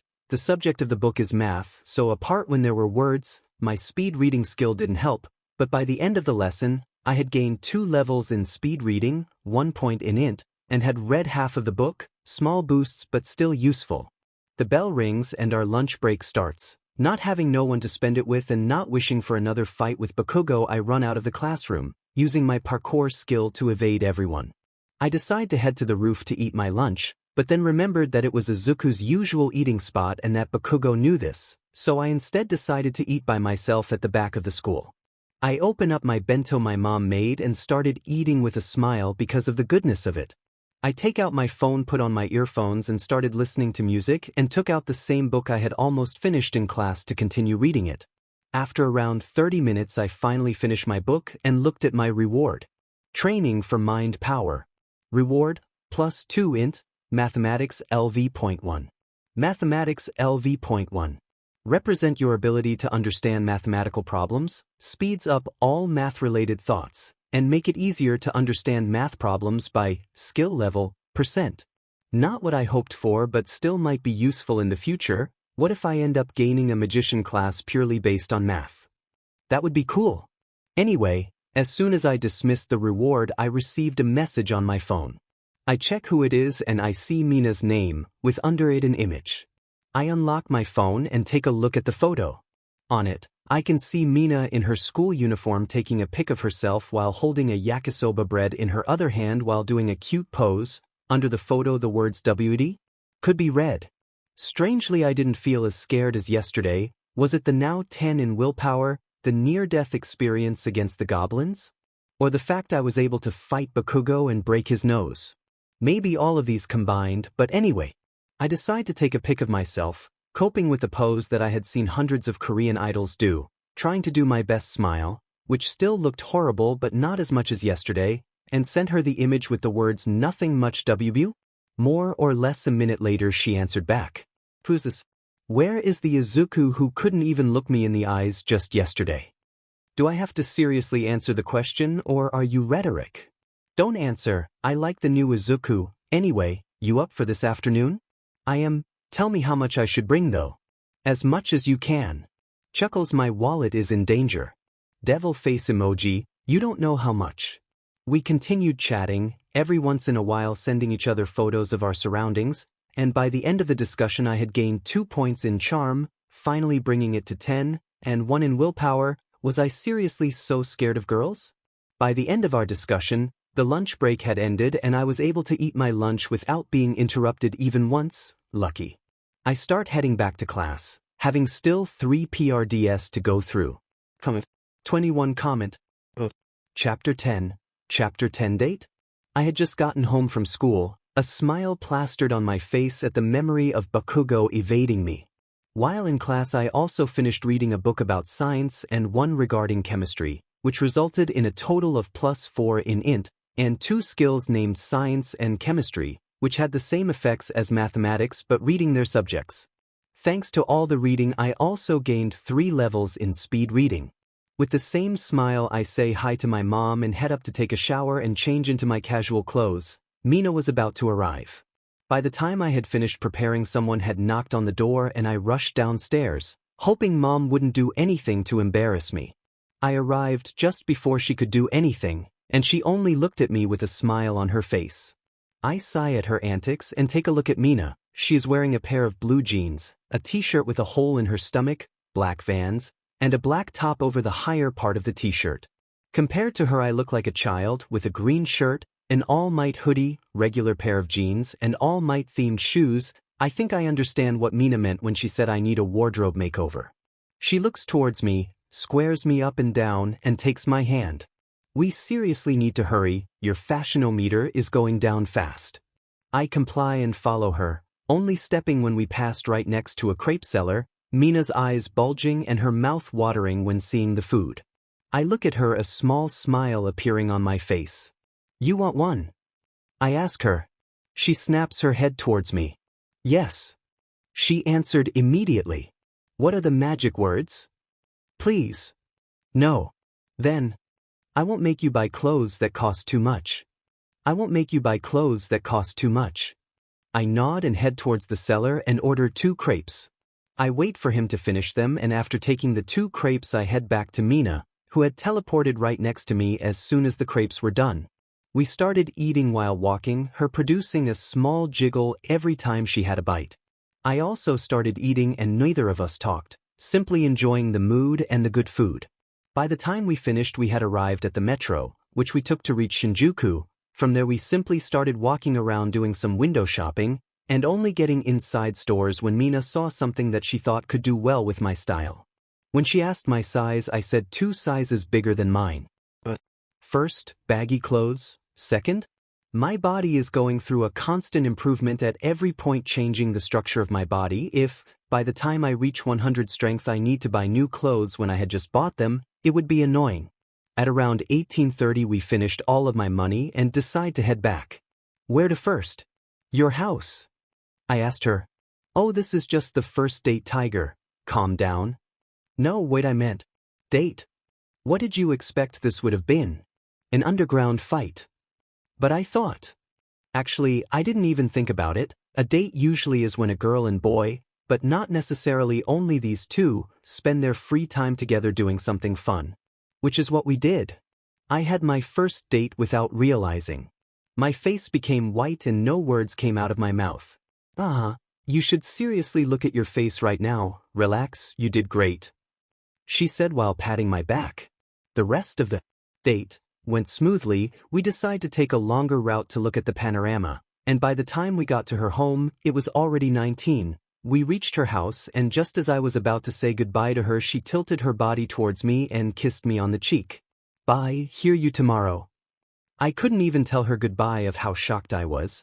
By the time I truly realized what had happened, I was already at home in my bed.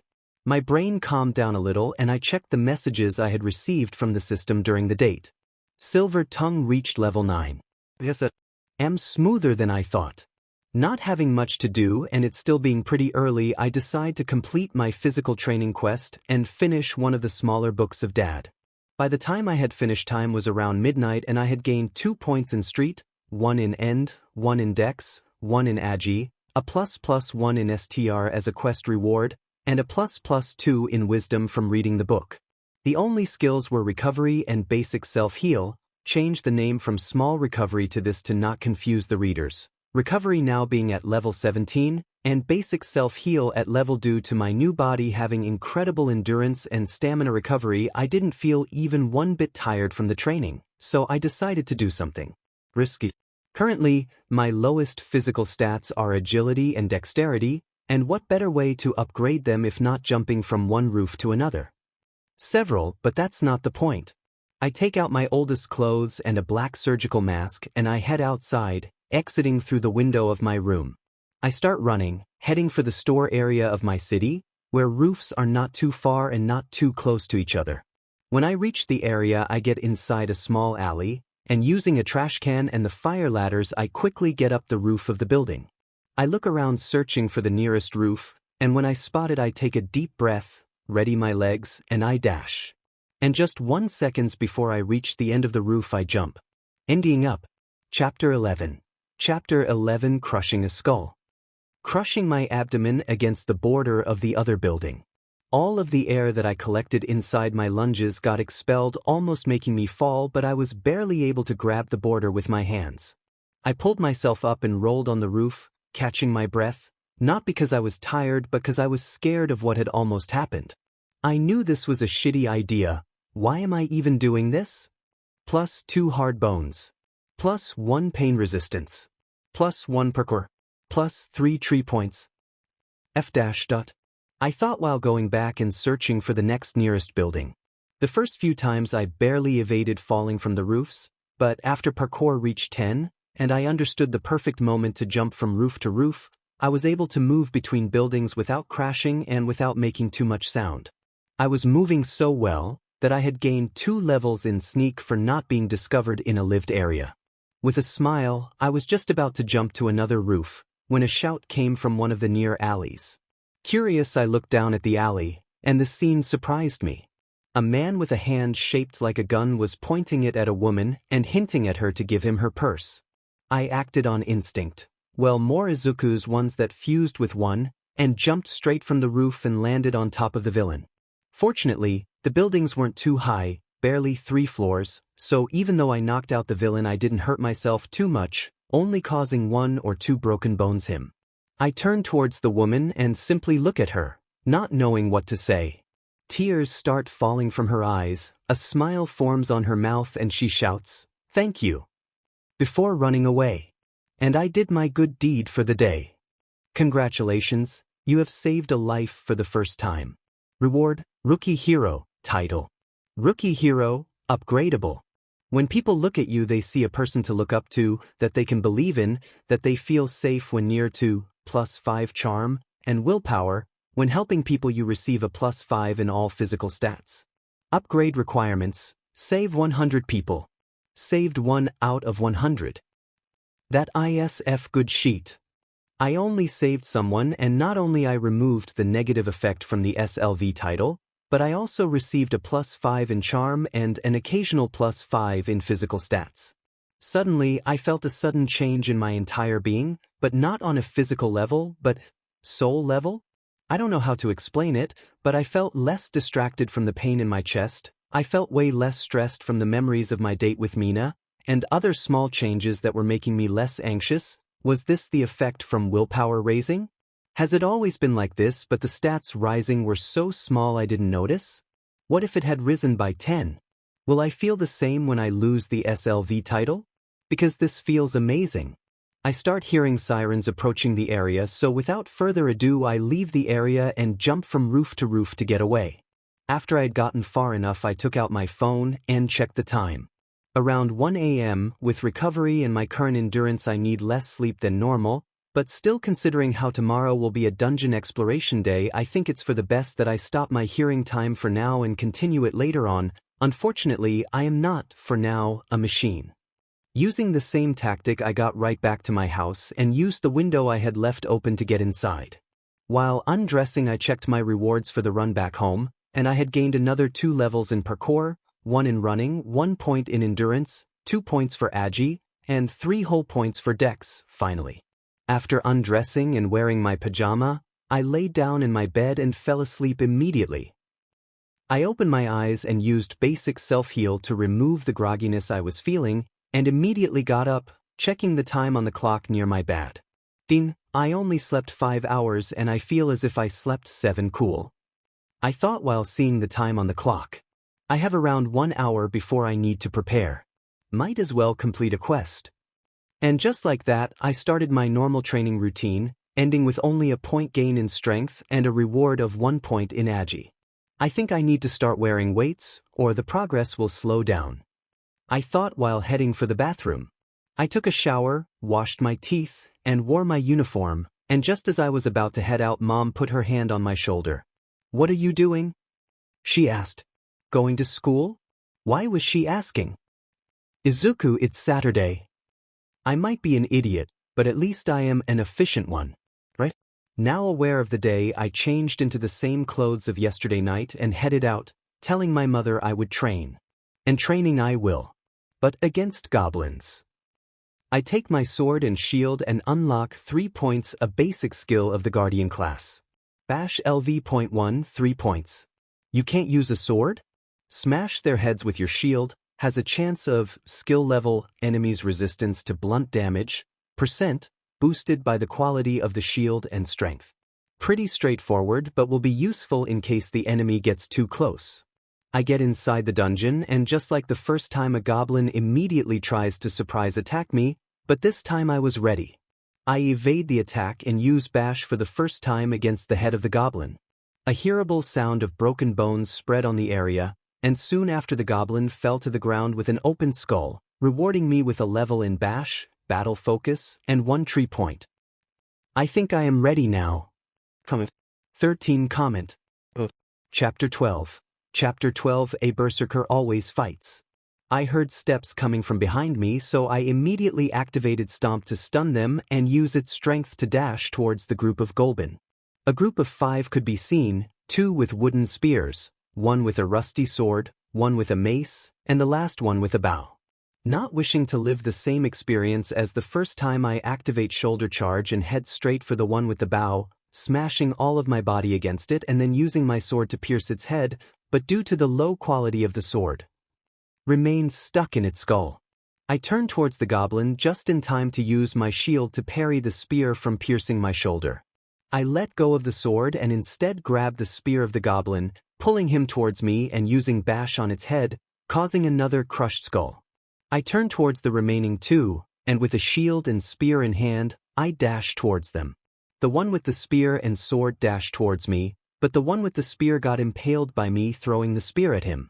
Wanting to test it out, I activate Intimidating Presence, which is boosted by Charisma, and due to the low resistance of the Globins, made them unable to move, only making them able to scream.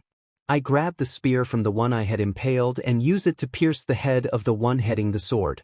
The only one left is the one with the mace. Fear spread on his face, unable to look straight at me and to move. The only he could do was die at my hands, and that's what he did. I deactivate Intimidating Presence and feel the strange feeling of struggle disappear from my mind.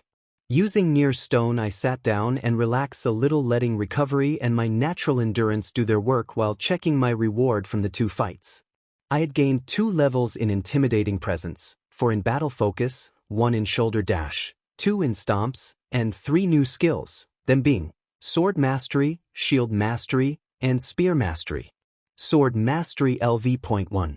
A weapon must be used to protect others and themselves, not to hurt those who don't deserve it. Boosts attack speed, precision, and sword sharpness by skill level % when holding a sword. Shield Mastery LV.1. A shield is used by those who wish to protect without hurting unless necessary, boosts shield durability, movement speed of arm holding the shield, and precision by skill level % when holding a shield. Spear Mastery LV.1. A weapon held by those who wish to kill dozens if not hundreds, a weapon made purely to fight on battlefields, attacks speed, precision, piercing power by skill level %. With a smile, I grab both the sword and the spear and put the sword in the handle of my shield, making me able to hold the spear with 2 hands and SWH in case of need. I don't move for about a minute or less, trying to understand if some goblins were heading towards me, but when I heard nothing, I sneakily moved towards the nearest group. After more or less 2 hours, I had fought 6 groups of goblins, and only got stabbed twice, which doesn't seem a lot, but still far too many for perfect survival. After fighting so many goblins, I was looking around trying to find another group while taking a look at my current skills tab. Observe LV.11. Drawing LV.1. Pain Resistance LV.40. Hard Bones LV.12, 5 points. Stomp LV.11, 3 points. Rock Steady LV.15, 2 points. Running LV.16. Recovery LV.23. Hand-to-hand combat LV.19. Speed reading LV.15. Tracker LV.13. Silver Tongue LV.9. Shout LV1, 10 points. Shoulder Dash LV.13, 5 points. Sneak LV.12. Basic Self-Heal LV.21. Battle Focus LV.17. Parkour LV.10. Rage LV.1, 5 points. Bloodsteel LV.1, 15 points. Intimidating Presence LV.5, 5 points. Mathematics LV.1. Science LV.1. Chemistry LV.1. Bash LV.11, 3 points. Sword Mastery LV.6. Shield Mastery LV.12. Spear Mastery LV.8. Fighting goblins is seriously the best way to make most of my skills level up. Shield Mastery by itself has already gained a whopping 11 levels, or is it thanks to my Guardian class? The description said makes all resistance and defense-related skills grow up twice as fast, but even if I were to remove that one, Spear Mastery had gained 7 levels, and I have no effects related to spears for sure. With a happy smile, I follow the tracks I had just found, which looked different from the normal goblins' ones. They were bigger, way bigger. I reach the area where the tracks ended and I take a look around to find any trace of an enemy, and to my surprise, there was an enemy, a ginormous goblin, and a much smaller one. The big goblin is holding a double-headed axe, while the small goblin is holding a wooden cane while wearing a black tunic. I don't think to fight them to know they are the bosses of this dungeon. The big one is most likely some form of brute, while the other one is obliviously a mage, The only true problem is his magic repertory. I don't know what he can do or what he can cast, but just to be sure I am gonna assume he has a debuff, an offensive one, and a buff for the big one, which puts me in a sore spot. Assuming no more goblins will spawn now that the bosses are present, I am obliged to fight those too, but by how thick the big one muscles are, there is no way I am gonna kill him with a rusty sword and a wooden spear with my current stats, and that is if the mage isn't present. I was about to head out when I thought of something, and a smile formed on my face at the thought. I head back to an area I had previously visited and prepare myself for the unfolding of the plan. The goblins were doing their usual patrol after a strange presence had appeared. Their goblin had reached a point of almost non-existence, so they were obliged to head out themselves. Suddenly a way too human shout came from their right side, and they immediately dashed without even looking at each other, the big one being way faster than the small one. When he had reached the area, he turned back to the mage to tell him nothing was there, but just before he could, dozens of medium-sized rocks, goblins' corpses, and random weapons fell right on top of his head, injuring him to a point of almost non-return. The mage, seeing the scene, started casting a green area covering his cane. If the big one had still been awake, he could have seen a shadow approaching the mage, and seen how the mage had gotten its head detached from his body. With a smile, the shadow approached the big goblin and with a lot of force pierces its head of it using its rusty sword. That shadow is Izuku, and he has completed his first dungeon without fighting the boss, like a true gamer. 15 comment. Chapter 13. Chapter 13 First Gacha. With a smile, I look at the notifications and the reward from the quest I had completed. By killing a being by only using for brain and not your brawn, you gain the skill. Strategy LV.1. Strategy LV.1. A fight isn't only won with power. A mere 100-foot soldier can kill even tanks if they know how to fight. When thinking of a plan to kill your enemies, your brain processing information speed will become skill level % faster. By killing the 2 bosses of the Goblin's Den dungeon, you have been awarded 2 gacha tickets, plus a reward for the 100% competition of the dungeon, class points, and 5 gacha tickets, weapons. Finally, 10 tickets. Let's hope something good comes out. I thought while opening the gacha section and pressing for a 10x roll. Weapons. Platinum Halberd, created for practice, boosts spear mastery leveling speed. Self-bow. It was created for defense and had a bloody past. When hitting an enemy, 10% of the damage will be used to heal yourself. Stone Blade. Was created for combat and training. It has no sharp edges, but if skilled enough, it can easily cut through steel, boosting leveling speed of sword mastery. Steel Shield.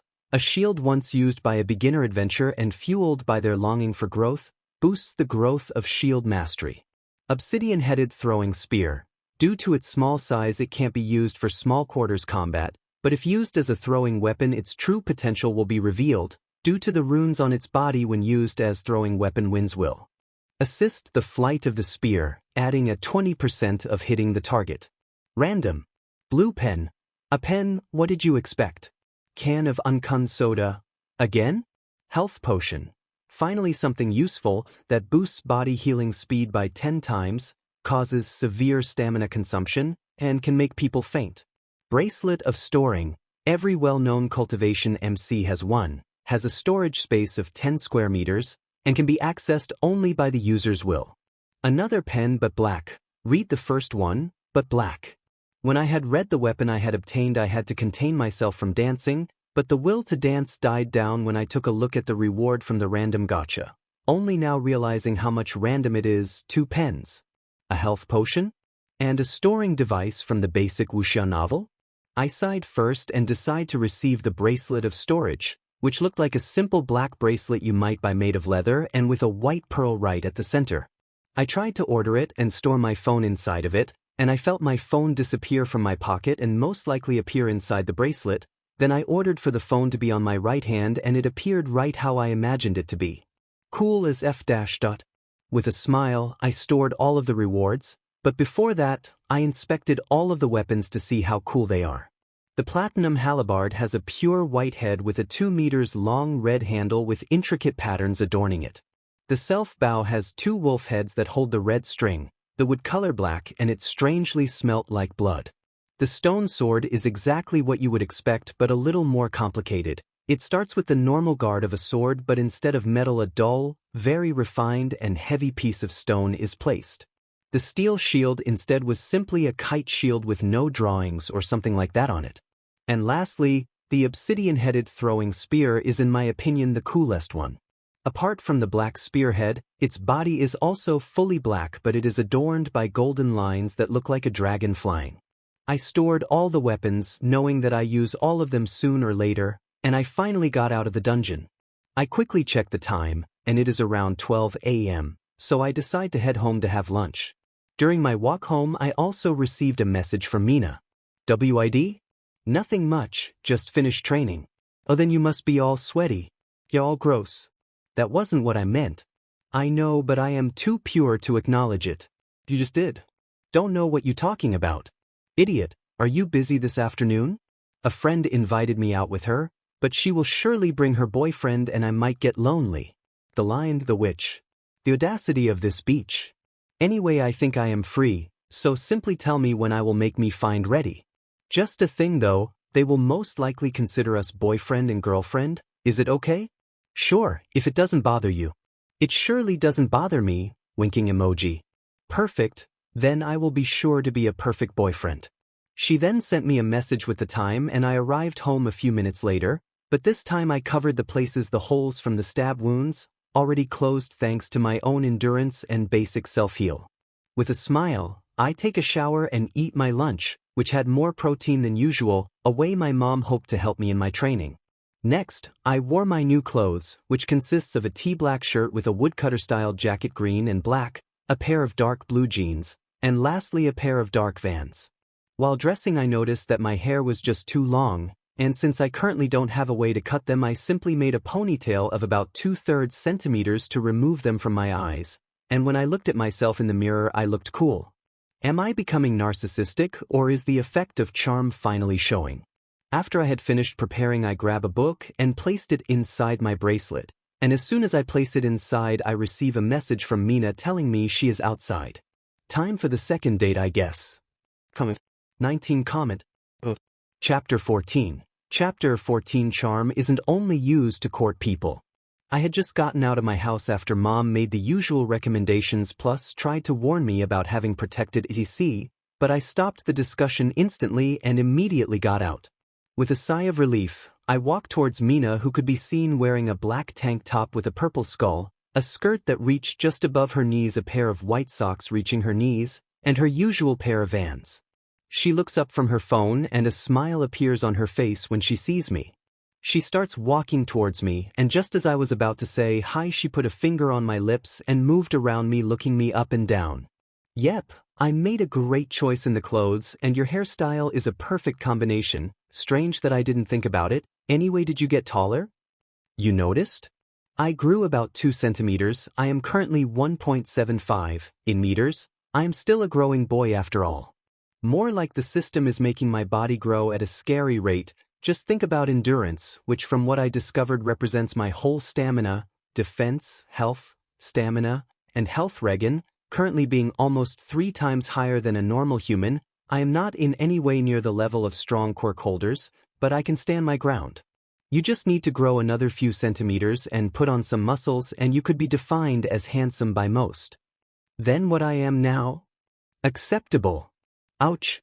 That is if we talk only by an outer aspect. If we count how you are as a person, then you might as well be the most handsome man. Are we sure I am the man in this relationship? You are a better talker than me. Who knows? We should meet in bed to see who is who. My cheeks got a little red, and I also could see her reddening, but before I could say anything she turned around and started walking away. Come on, or we will be late. Okay, so I am not the only one who was embarrassed by that at least. The rest of the walk was either silent or filled with small talk, both of us too embarrassed to talk for too long. By the time we reached the mall, we had calmed down, now laughing at that joke she had made. Oh, here she is, she said while pointing her finger to a girl wearing what looked like the old school uniform but with some addition that made it different. On her side is a most likely 19 years old dude wearing a suit? Who does he believe he is, a PMP? Anyway, he is wearing a white suit with a red shirt and red loafers. He is currently holding the hand of the girl and saying how much he loves her. His face made me vomit. I had seen fake faces in my previous life, but he wasn't even trying.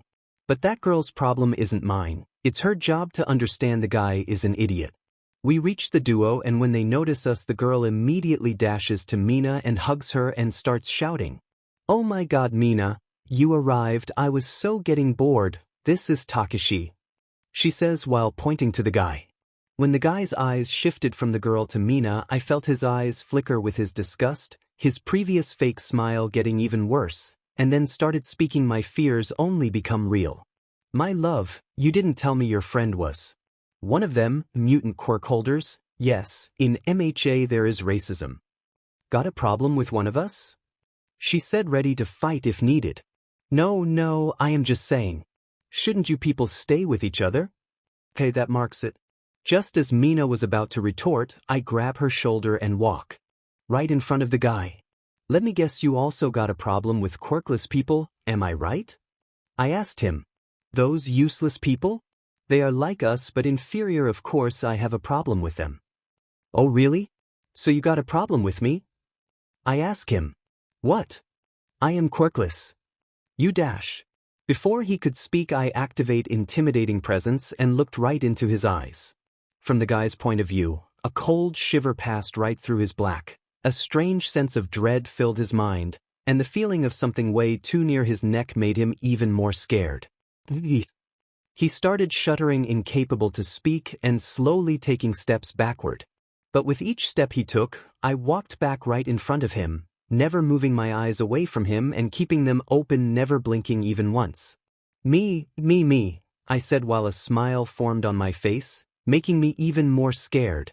At the nth step, he fell to the ground due to a stone falling right with his butt on a sheet, making it look like he had sheet himself, which weighs in 0t far from the truth. He stopped talking, air not being able to fill his lungs anymore. I move my face centimeters away from his and I say, "Boo." He starts shouting and running away, screaming "Mommy," not even caring about the clear sheet on his breathes. "Oh sheet," he has said himself. Is this the effect of horror? I look back towards the girls, who are looking at me with both surprise and worry. Before approaching them, I deactivate intimidating presence and then walk toward them. Sorry for ruining the date, but the guy deserved a scare. "You are quirkless?" Mina asked. "Oh no." 14 comment. Chapter 15. Chapter 15. A hero always smile. I dash. Before I could say anything, she shouted in excitement, "That's so cool." While on her left, her friend nodded and looked at me with admiration. "What?" "Not the being quirkless part, but the part where you can do what you just did, as a quirkless person. That's incredible," she says while smiling. "I am sorry for Takashi. I didn't know he was such an a-hole, and that he is such a coward. You made him sheet himself, literally," the girl said with an apologetic tone. "No worries, the guy was looking at you strangely, so it's better that it ended like this. Do you still want to go shopping?" The girl's eyes sparkled and immediately said, "Of course." The next few hours were a daze, going from shop to shop, looking at clothes, accessories, lingerie. Don't want to repeat that part. And other types of shops. All the while I was constantly used as a judge for their clothes, fortunately not for the lingerie ones, or should I say, unfortunately? Rise, the girl, and Mina were just chatting about how good the ice cream they had just bought was when a shout suddenly could be heard everywhere inside the shopping center. "If you want to live, get down." Followed by 3 quick explosions that made the glass roof crack into hundreds of pieces. Everything slowed down, my brain going at full speed while being boosted by battle focus. I looked around using glasses, pieces of metal, or any reflecting surface to find who had just caused the scene. In less than 3 seconds I saw who did it. A group of 6 people, either wearing nothing and just being in full mutant form, or wearing a simple jacket with jeans and being in a semi-mutant form could be seen, one of them holding what looks like the remote controller for the bombs that can be seen in films. I sprint towards the nearest piece of metal that was falling from the roof and catch it right before it touches the ground, twists the upper part of my body, and throw the makeshift spear at the nearest of the 6. I had aimed at his leg, but to the low quality of the spear, and the improper position I had used to throw it, I was only barely able to tear part of his leg. The group of 6 snapped their heads toward me, all with surprise at seeing a 16-year-old kid able to do what I had just done. I don't waste time and grab another of the tubes of metal and wait for their arrival.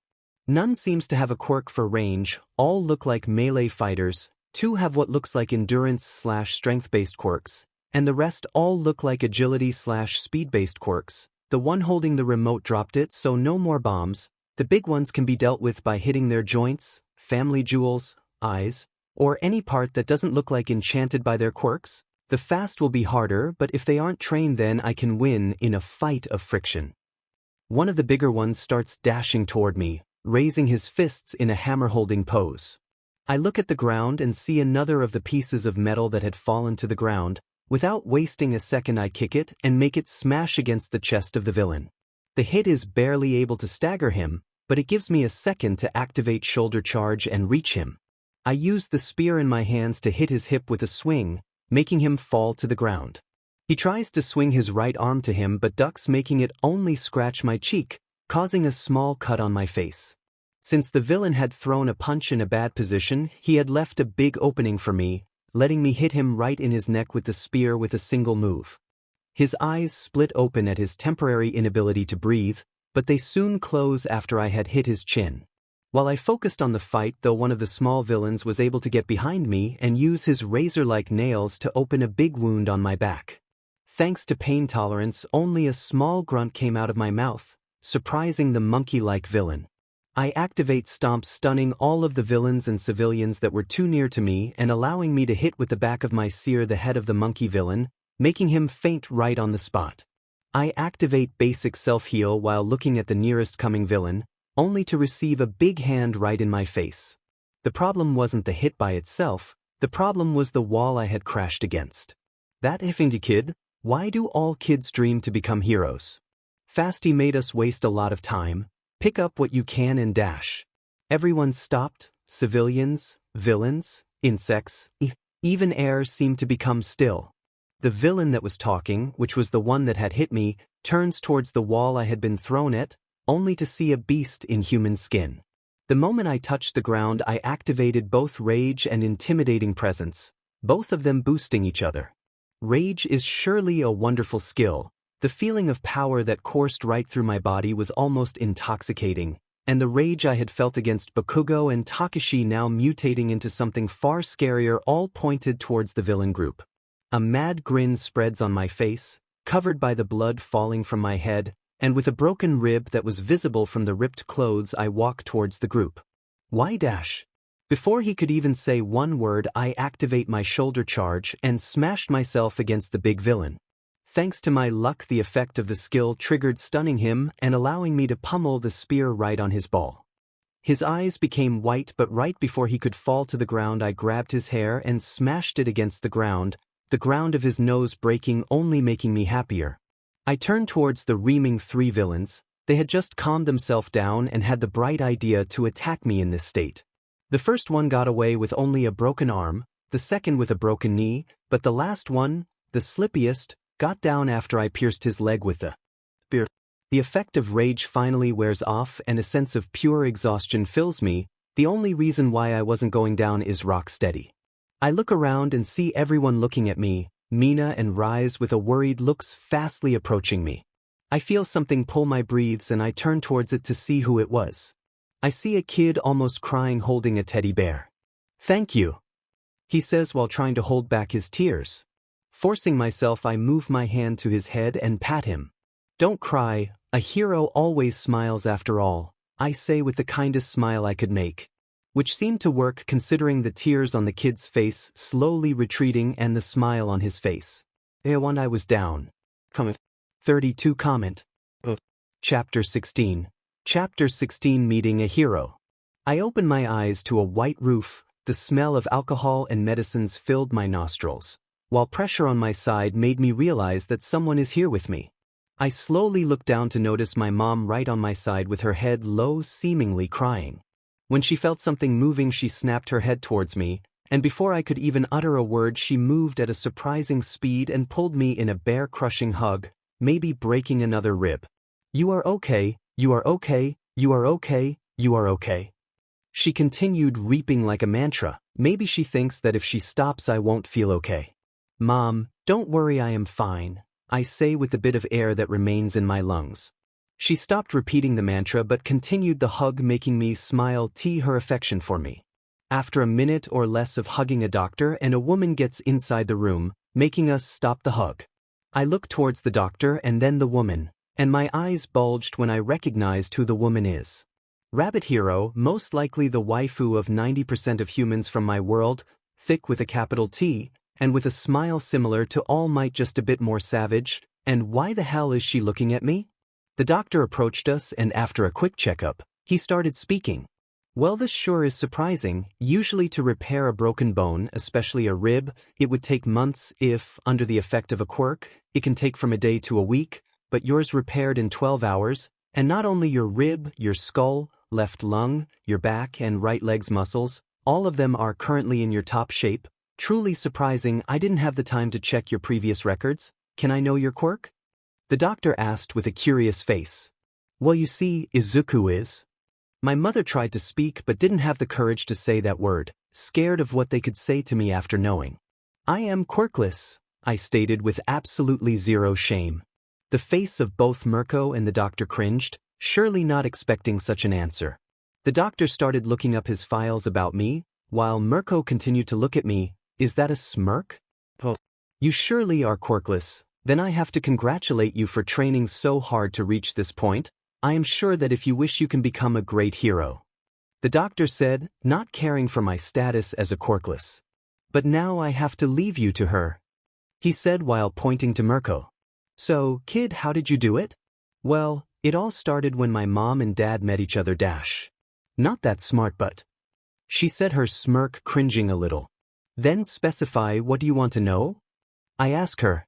How did you, a quirkless kid, beat a group composed of 6 mutant-type villains all by yourself and are still alive to tell the tale? I think you have the cameras of the supermarket to see what happened. Oh, we do, but that still doesn't answer my question. I trained, nothing more nothing less. The true reason why I won is that they underestimated me. When the monkey-looking guy used his nails on me, didn't put too much force. When the guy threw that punch at me, he didn't use all of his force, all small mistake that made them lose. And that I can understand, but from what you can see here, she said while pulling out a phone from I don't know where. Does her costume have hidden pockets? On the phone, a video of when I activated intimidating presence and rage could be seen. It especially showed how the 4 remaining villains were shitting themselves at seeing me. Now, that is unexplainable. I can't answer that. I can't control emotions. Maybe I can be scary sometimes, I tell her. You surely can, she said, looking me directly in the eyes. We looked at each, neither of us backing down. Until my mother coughed. So, what can we do to you? She asked, sweat starting to form on her forehead. At the start I was sent here to bring him to prison for illegal use of his quirk. But he is quirkless, my mother immediately said. And that is why I won't bring him back. Instead, I would like to do something else, she said to my mother. Mirko then turns towards me, her usual savage smile forming on her lips. Are you going to UA? You can bet on it. I coincidentally have an application for UA that would mark you as my protege, which means direct training under my wing. My eyes sparkled, not because she is Mirko, even if Kamui Woods was here to ask the same question I would say yes, but because of her fighting style, which is completely based on moving fast and hitting as hard as you can't, and if can't move fast, just tank the hit. Considering my skills, stats, and classes, her is the perfect training coach I need. The fact she is hot as F is only the cherry at the top of the cake, but I am already taken, so only seeing. And you are asking this because? Tough wanna?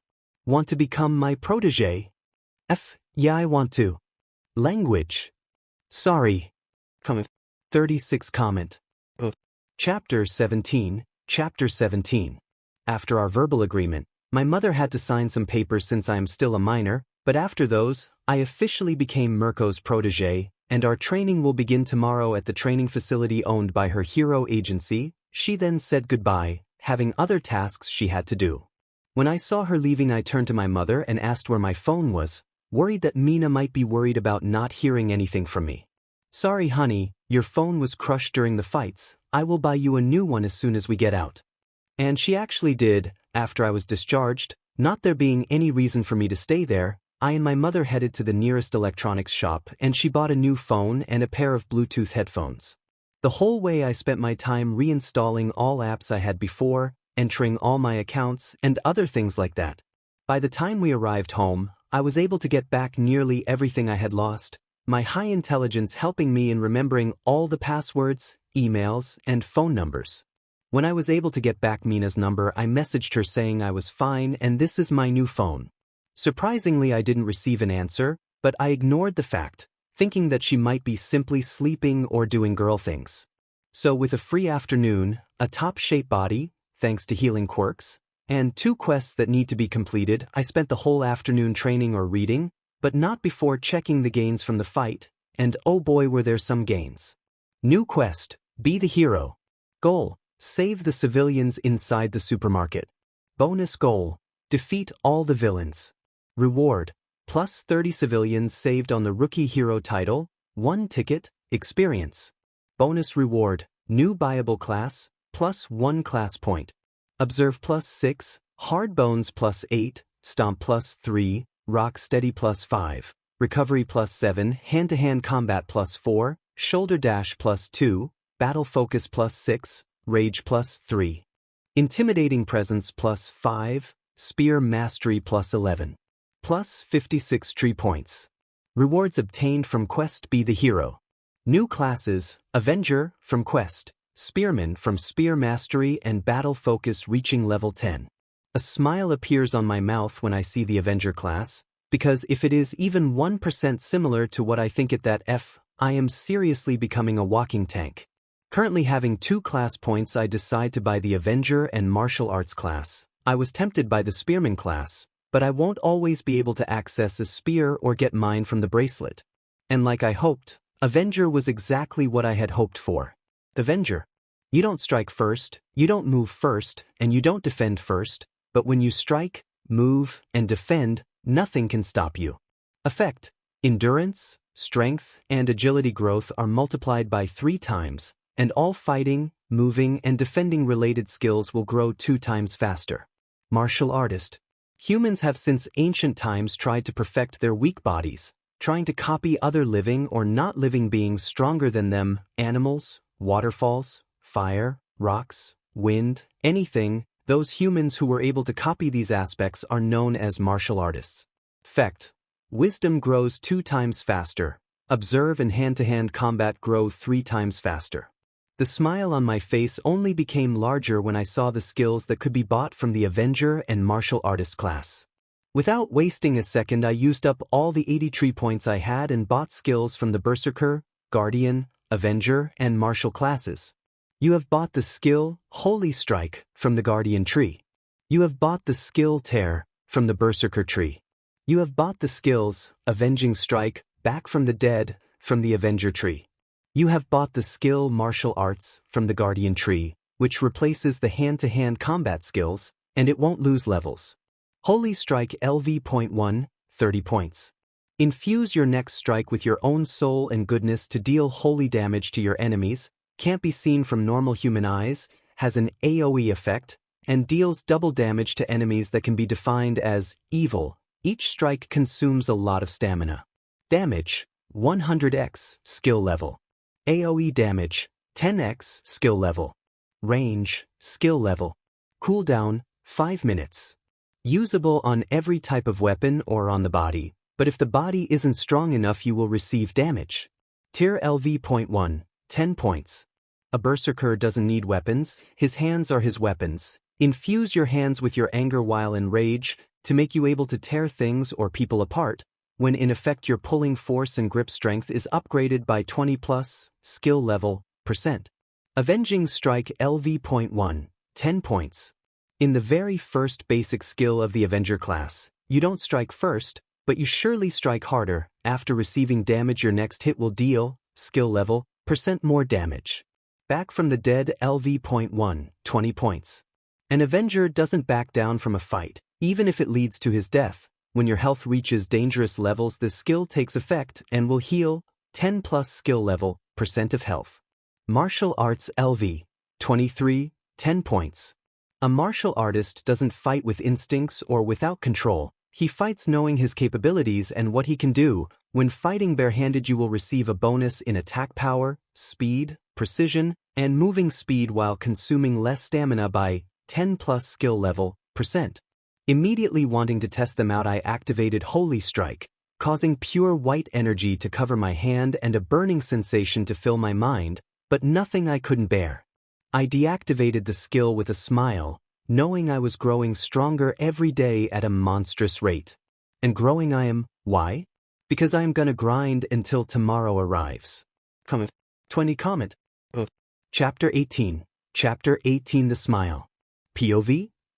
He is scary. There is no other way to define him. I can't even give the fault of this fear to his quirks. He is quirkless. His blood covering his face, the way he continues to move even with his broken bones, the way he fought, everything about him was scary. I noticed when he scared Takashi away, but I thought nothing of it since he was defending me. But when those villains appeared, he didn't hesitate to fight, and he smiled the whole time. That sickening smile that went from ear to ear, the way it started to get covered in blood but still remained present, how it turned when it saw the child. I can't understand him. I wanted to know him because he was cute and interesting, but now I am worried. What if I anger him? Will he smile at me? I don't know what to do. While these thoughts passed through my mind, I received a message from him. I didn't open it, scared of him seeing that I had read it. Should I ghost him? What if he gets angry? I don't know what to do. Mina, get down, dinner is ready. Izuku's POV. A sigh came out of my mouth after I had just finished reading the book, Life Without Eyes. The story of a blind man and how he lived his life without his sense. Pretty boring and sad, and it's around 400 pages thick. Took me 5 hours to finish, so why did I read it? Reward, +3 perception skill. Sense Acuity LV.1. Sense Acuity LV.1. You might lose in one sense, but others will evolve to fix the problem. By focusing on one certain sense, it will be enhanced by 10 plus skill level %, while others will be blocked by 90 skill level %. That's why my PER has remained at 15 from when I arrived. Having it higher won't hurt, and the skill I have received is pretty good as well. Even though losing my other sense might endanger me based on the situation, I need to train it. I put the book on the pile that had started forming near my bed, and after checking my phone to see if Mina had at least read the message, but to no avail, I went to bed, smiling at the gains from a grinding session. +6 STR, +4 END, +1 Dex, +5 Agi by training with weights, +2 in Dex, and 1 in Street by quest reward, +4 running and parkour, +3 basic self-heal, +1 recovery. Not getting as tired as before doesn't help to level up this skill, and a +5 in speed reading. I smile and decide to finally hit the sack, but not before activating a quick basic self-heal to wake up as fresh as a rose. After a quick shower, texting good morning to Mina, and getting ready, I finally headed to Mirko's training facility, but not before recovering a new quest. Due to the current host's physical stats being at or above 20, the possibility of harder training and better training instruments. Training for physical power has evolved to training for physical power but serious. Training for physical power but serious. Goal: 100 Janda sit-ups, 190-degree push-ups, 100 frontal squats, 10 minutes straight arm plank, 100 kilometers run, 10 minutes calisthenics. For every 10 kilograms of weights that hosts wear, adds a +1 to the reward. Reward: +5 on random physical stats. I am so not going to feel my body by the end of the day. At least basic self-heal will gain some levels. A lot of levels. I removed the message and started running to the address told to me by Mirko, a constant smile on my face. By the time I arrived, 30 minutes had already passed and 20 kilometers were removed from my quests, and thanks to my endurance currently being at 28, I didn't even break a sweat. The building that corresponded to the address is a gym? I don't know how else to define it. There were photos of men and women training everywhere, promotions for proteins, shouts, and the smell of sweat, all things that made the structure look like a gym but futuristic due to the number of training equipment. When I got inside, I heard someone calling me, and when I turned around I saw Mirko, wearing leggings and a sports top, while her hair was styled in a ponytail. "You finally arrived. Do you already have your training clothes on?" I looked down and saw my black hoodie, my gray trousers, and my black and green running shoes. "Yep, all on." "Perfect, now undress." "What?" I asked her. "What?" "I need to see how your body currently looks compared to the average quirkless male, and how much you can fare against a man with a body enchanting quirk." "Makes sense. Can we at least go somewhere more private and not here right in front of everyone? I have the willpower to do it and not feel embarrassed, but I am not degenerate to simply get naked here." "Fine, follow me," she said while turning around and starting to walk. I did what she said and followed her until we arrived at what looked like a changing room, but just for one person. Is it Mirko's? We got inside and nothing out of the ordinary could be seen, looked and smelt like a normal changing room. She sat down on a nearby stool and looked at me while holding her head with a hand. I sighed and started removing my clothes, but when I had just removed my hoodie, Mirko started talking. "Those scars." I looked at my body, only now remembering the parts from the more recent scars. The scars caused by Bakugo covering about 30% of my upper body. "A problem that will soon be settled," I told her with no pause in my words, and then continued removing my clothes. She didn't say anything, but I am quite sure she had noticed the change in my tone at the mention of the scars. Now here I am, only wearing my boxer, right in front of the rabbit hero Mirko, hoping that a morning woods doesn't arrive. 30 comment. Chapter 19. Chapter 19, Training Like a Madman. Mirko gets up from the stool and approaches, looking at my body and touching some parts of it. In the meantime, my eyes became unfocused, my mind trying to distract me as much as possible and not make me have an irkton. After around 1 minute she got back on the stool and started speaking. "Flex your biceps." I did as I was told. She looked at me for around 10 seconds and then continued talking. "Quadriceps. Back. Triceps." After another 10 minutes, she nodded and told me to dress again. "Color me surprised, only by training and without a quirk, your muscles have already reached a good point for someone of your age, but from what I saw your strong point isn't your muscle strength but your endurance." I simply nodded while putting on my breathes, shoes, and hoodie. "I guess you already have a training schedule, so go with it, but from now on you will also spend 1 hour sparring against me or people. Fighting experience is very important, and from what I saw in your fight you have almost zero experience. Training for fighting power. Goal: fight against sparring partners and either win or impress Mirko. Reward: depends on the fighting partner and the outcome of the fight. Repeatable. So random rewards like the book one. Interesting. Go train. I will look at you and search for a sparring partner around your level." I nodded and got out of the changing room, heading towards an open area where I could do my training without anyone annoying me. And let me tell you, it's this new training hard. After 3 hours I had finished the whole training with no weights, and I felt every muscle in my body burn, only being still able to move thanks to basic self-heal reaching level 30 and pain resistance being at. But as tired as I am tempted to continue training because of the gains I had received from just one session. +4 SR, +5 END, +3 AGI, +2 DEX, calisthenics, by normal training. +3 in SR and +2 index reward from the quest. Officially making my strength, endurance, and agility comparable to 3 normal humans. Before anyone asks here, if someone has 10 in strength, he doesn't lift 100 kilograms because that's not average. The average is 25 kilograms for an infinite time at chin height. He can lift 100 kilograms, but that would put a lot of stress in his body. Same goes for all the other stats.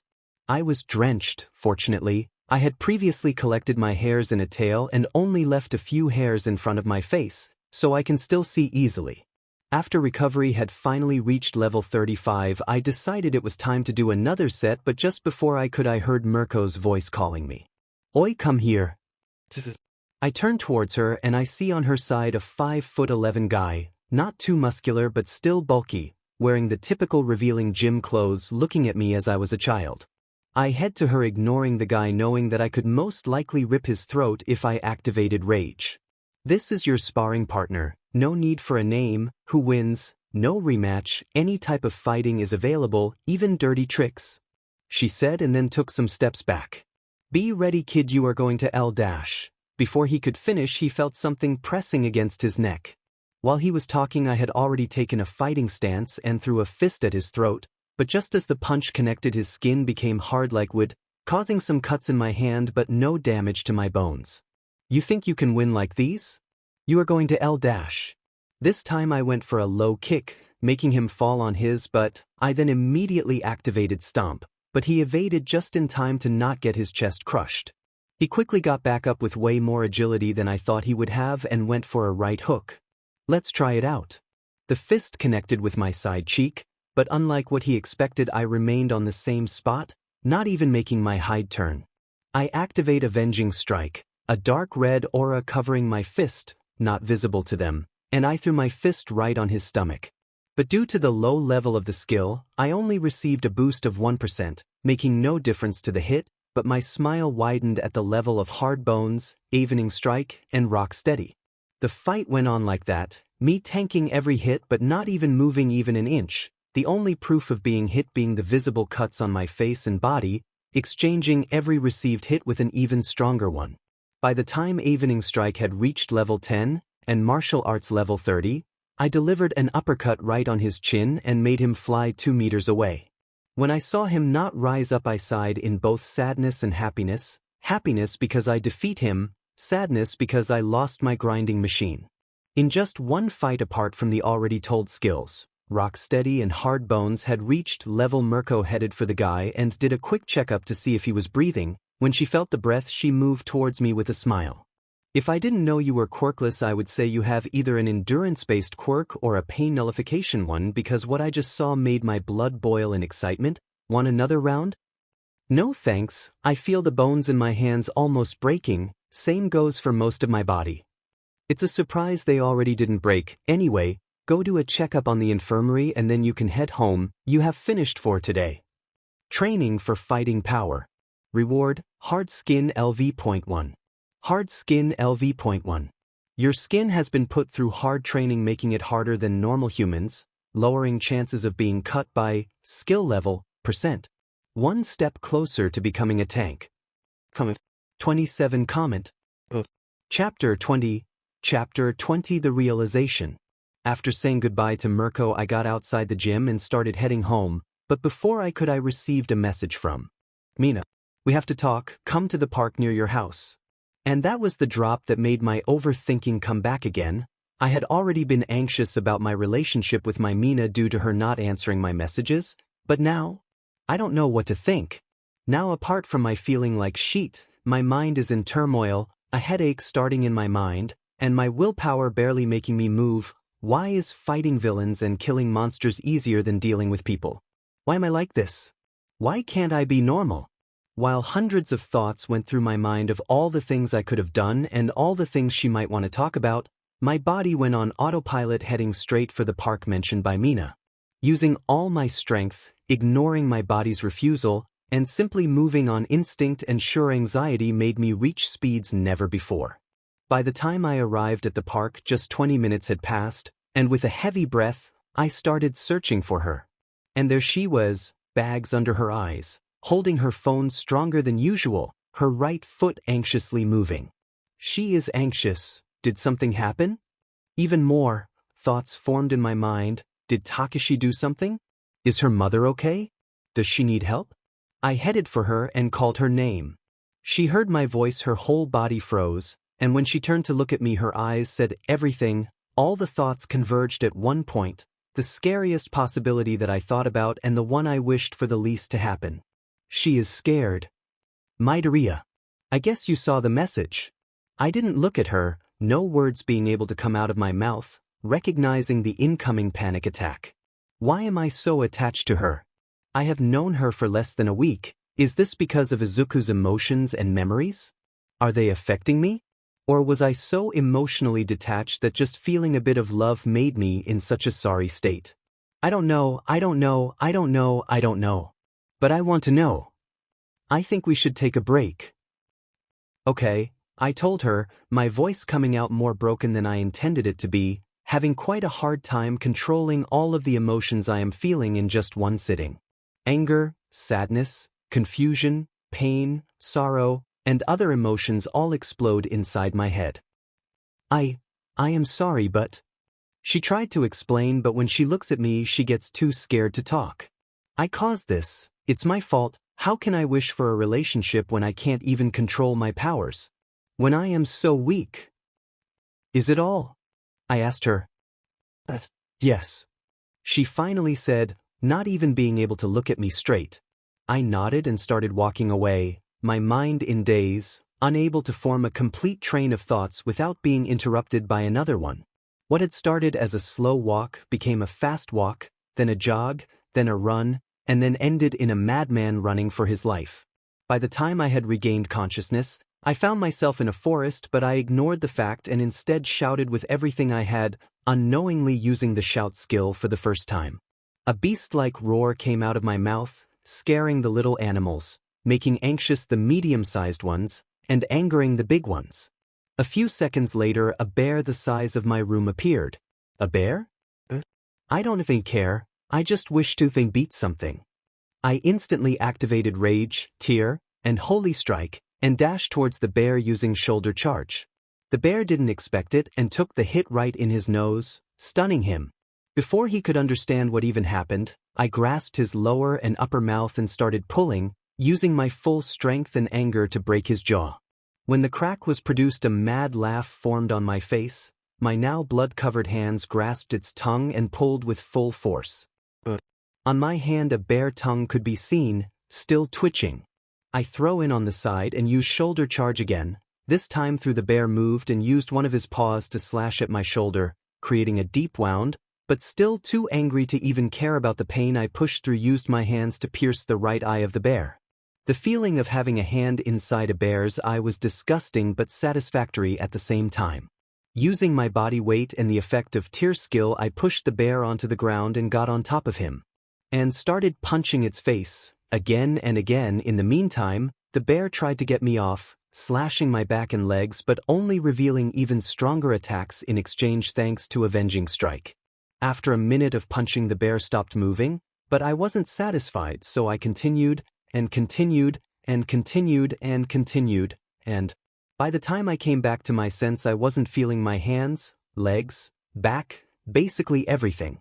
Below me, an enormous bear missing its head, now reduced to paste and bones, could be seen. I activated basic self-heal and started thinking again, now realizing what Mina was so scared of. I am a monster. But so what?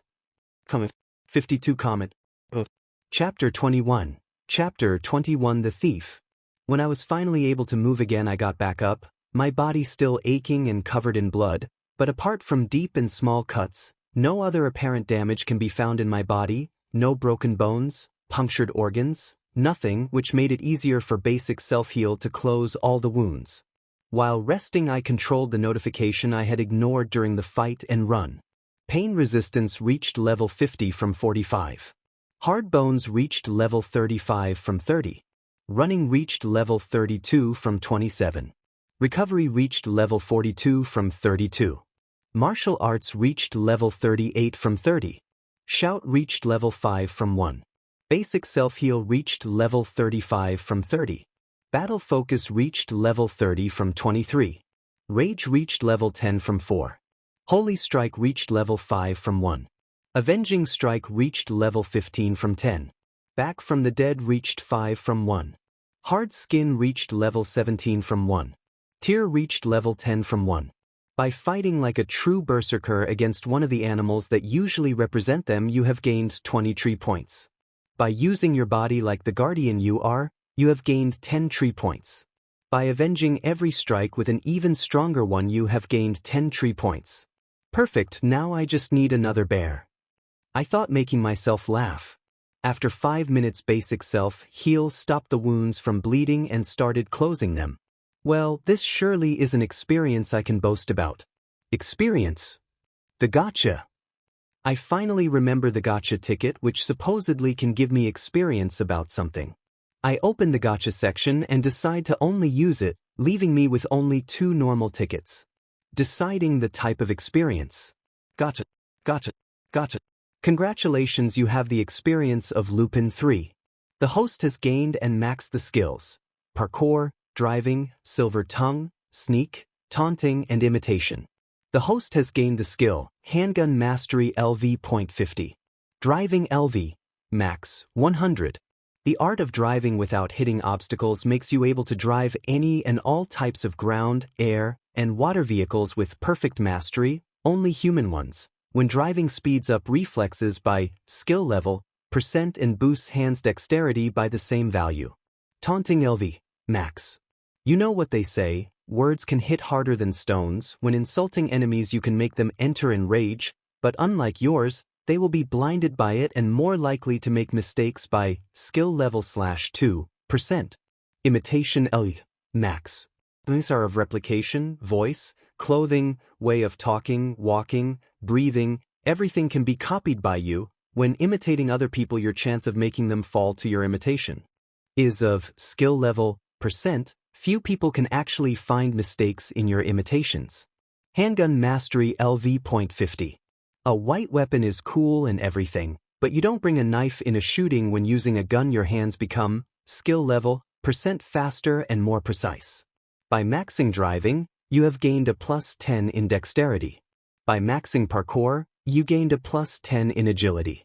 By maxing silver tongue, you gained a +10 in charm. Thanks to Lupin 3's experience, you gained his wisdom, receiving a reward of +5 in it. Not what I expected, but still, who doesn't want to become a smooth talker that is practically impossible to catch? I sure do, and who didn't at least once wish to be like him when watching him? A flux of information suddenly filled my mind, making me understand how to talk to me more impactful, how to move and breathe to not produce sound, how to alter the sound produced by my vocal cords, how to use a gun, how to drive several types of vehicles, and other information on how to the coolest criminal. When the flux stopped, my wounds closed, leaving behind only scars, and the sun had almost set, so I decided to head home, writing a message to my mother to tell her that I was fine, and she answered with a gif of a teddy bear sending kisses. I look towards the bear I had just killed and decide to store the body inside my bracelet because it might be useful in the future. I take a look at my clothes, covered in blood and tears. This is going to be so hard to explain. Or maybe not, silver tongue is maxed after all. It wasn't like it at all. The instant my mother saw me, she literally broke the ground with her tears, almost making me panic and making me the worried one. After calming her down, making her see that I was totally fine and that the clothes were the only thing that was ruined, she calmed down, telling me that dinner was ready and that I would find her in her room if needed. Before she could leave though, I hugged my mother, and she returned it with all the force she had in her small body, which is more than I expected. I then told her good night and headed to the dining table, but not before taking a book from the small mountain in my room, taking a shower, and changing to not ruined clothing. I have 25 days left before the UA exam. At the pace I am going, I should be more than ready to take it, but what if due to my presence and other factors the UA exam will be different? What could change? Who do I have to be wary of? Whatever is coming, I brace it head on. Should I do a time skip directly to the entrance exam? If not, what other things could Izuku do in the meantime? 35 comment. Chapter 22. Chapter 22, showing the world. Hundreds of kids were getting ready. The day that would change their future had arrived. They could either become someone or stay cannon fodders for the rest of their lives. And all of this because of an exam, the UA entrance exam. At the entrance, thought everyone had a face of worry, not anxiety for the test but actual worry. Why, you might think? Because of the 1.85 meters tall bulky dude with green hairs collected in a ponytail, deep green eyes, with headphones blasting music so hard it could be heard from the outside, doing absolutely nothing apart from waiting. Then why are they worried? Because of the aura covering this guy. Most of the kids here had at least seen a villain once in their life, and the thing that scared them wasn't their look, but the aura that they emanated. The one emanating from the guy was similar but not equal. As some of you already understood, this guy is Izuku, and I am currently looking at my status, but to not attract attention I am holding my phone. Name: Izuku Midoriyan H. 17 Race, Human. Class, Guardian, Berserker, Avenger, Martial Artist. Says, Strength, 66, Growth x3. Endurance, 67, Growth x3. Dexterity, 40. Agility, 60, Growth x3. Intelligence, 45, Wisdom, 30, Growth x2. Willpower, 40-5 plus 5. Charisma, 20, plus 5. Perception, 31. Gacha 26. Current obtainable classes. Artist, Observer, Sylvie. Martial Artist, Bot. Berserker, Bot. Guardian, Bot. Avenger, Bot. Warrior, due to all the weapons masteries. Scholar. Current class points, 0. Sylvie. Dungeon Explorer. Rookie Hero, Upgradable. Saved 31 out of 100. Skills. Auxiliary. Observe LV.50, Drawing LV.20, Running LV. Max, Speed Reading LV.67, Tracker LV.45, Silver Tongue LV. Max, Driving LV. Max, Taunting LV. Max, Imitation LV. Max, Mathematics LV.65, Science LV.70, Chemistry LV.45, Medicine LV.64, New. Sneak LV. Max, Parkour LV. Max, Sense Acuity LV.68, Cooking L.V40, New. Piano Mastery LV.10, New. Dancing LV.30, New. Guardian Class Skills. Hard Bones LV.90, Stomp LV.66, Rock Steady LV. Max, Recovery LV. Max, Shout LV10, Shoulder Dash LV.54, Basic Self-Heal LV.70, Bash LV.33, Holy Strike LV.45, Hard Skin LV.45, Imposing Presence LV.40, New. 100 points. Martial Artist Class Skills. Martial Arts LV.50, Instantaneous Movement LV.30, New. 30 points. Avenger Class Skills.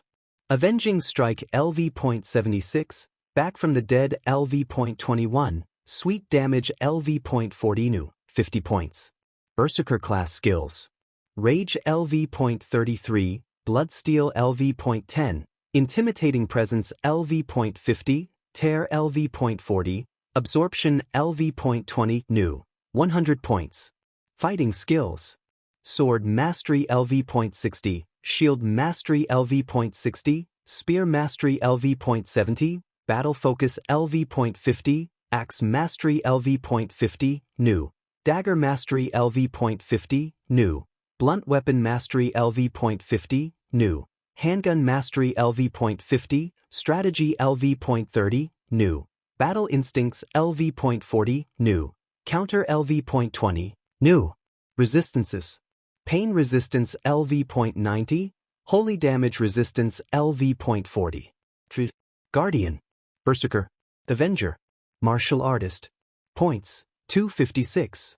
I still can't be compared to other heroes or villains like All for One, All Might, or even Stars and Strips, but I still can hold my ground against street-level villains, and considering how this test should be, I can get in 1A easily.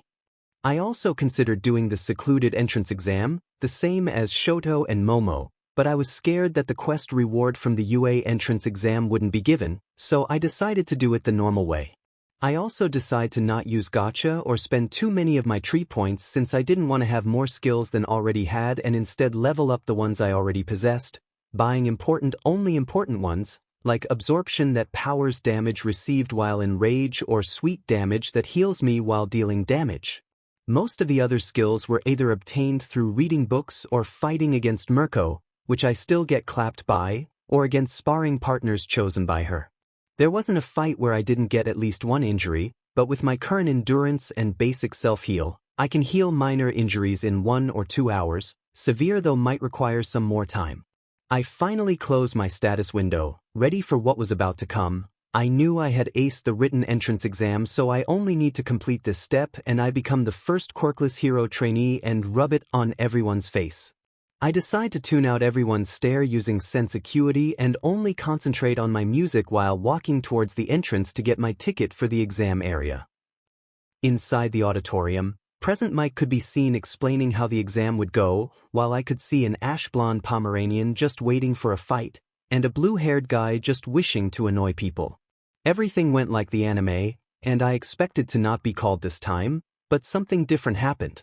And you green-haired guy, turn off your quirk, everyone is feeling anxious because of it. Looked at him, wondering how I should deal with him. I know his character, but honestly, I don't have the patience nor the care to do anything, so I simply ignore him. He was about to call me again, but Present Mike interrupted and answered Ida's question, defusing the bomb that could have exploded.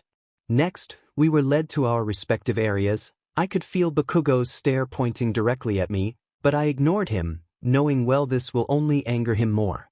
After changing to more comfortable clothes, martial arts breathes, a tight t-shirt that didn't hinder my movements, no shoes, and some bandages on my hands, my space bracelet, nothing more nothing less.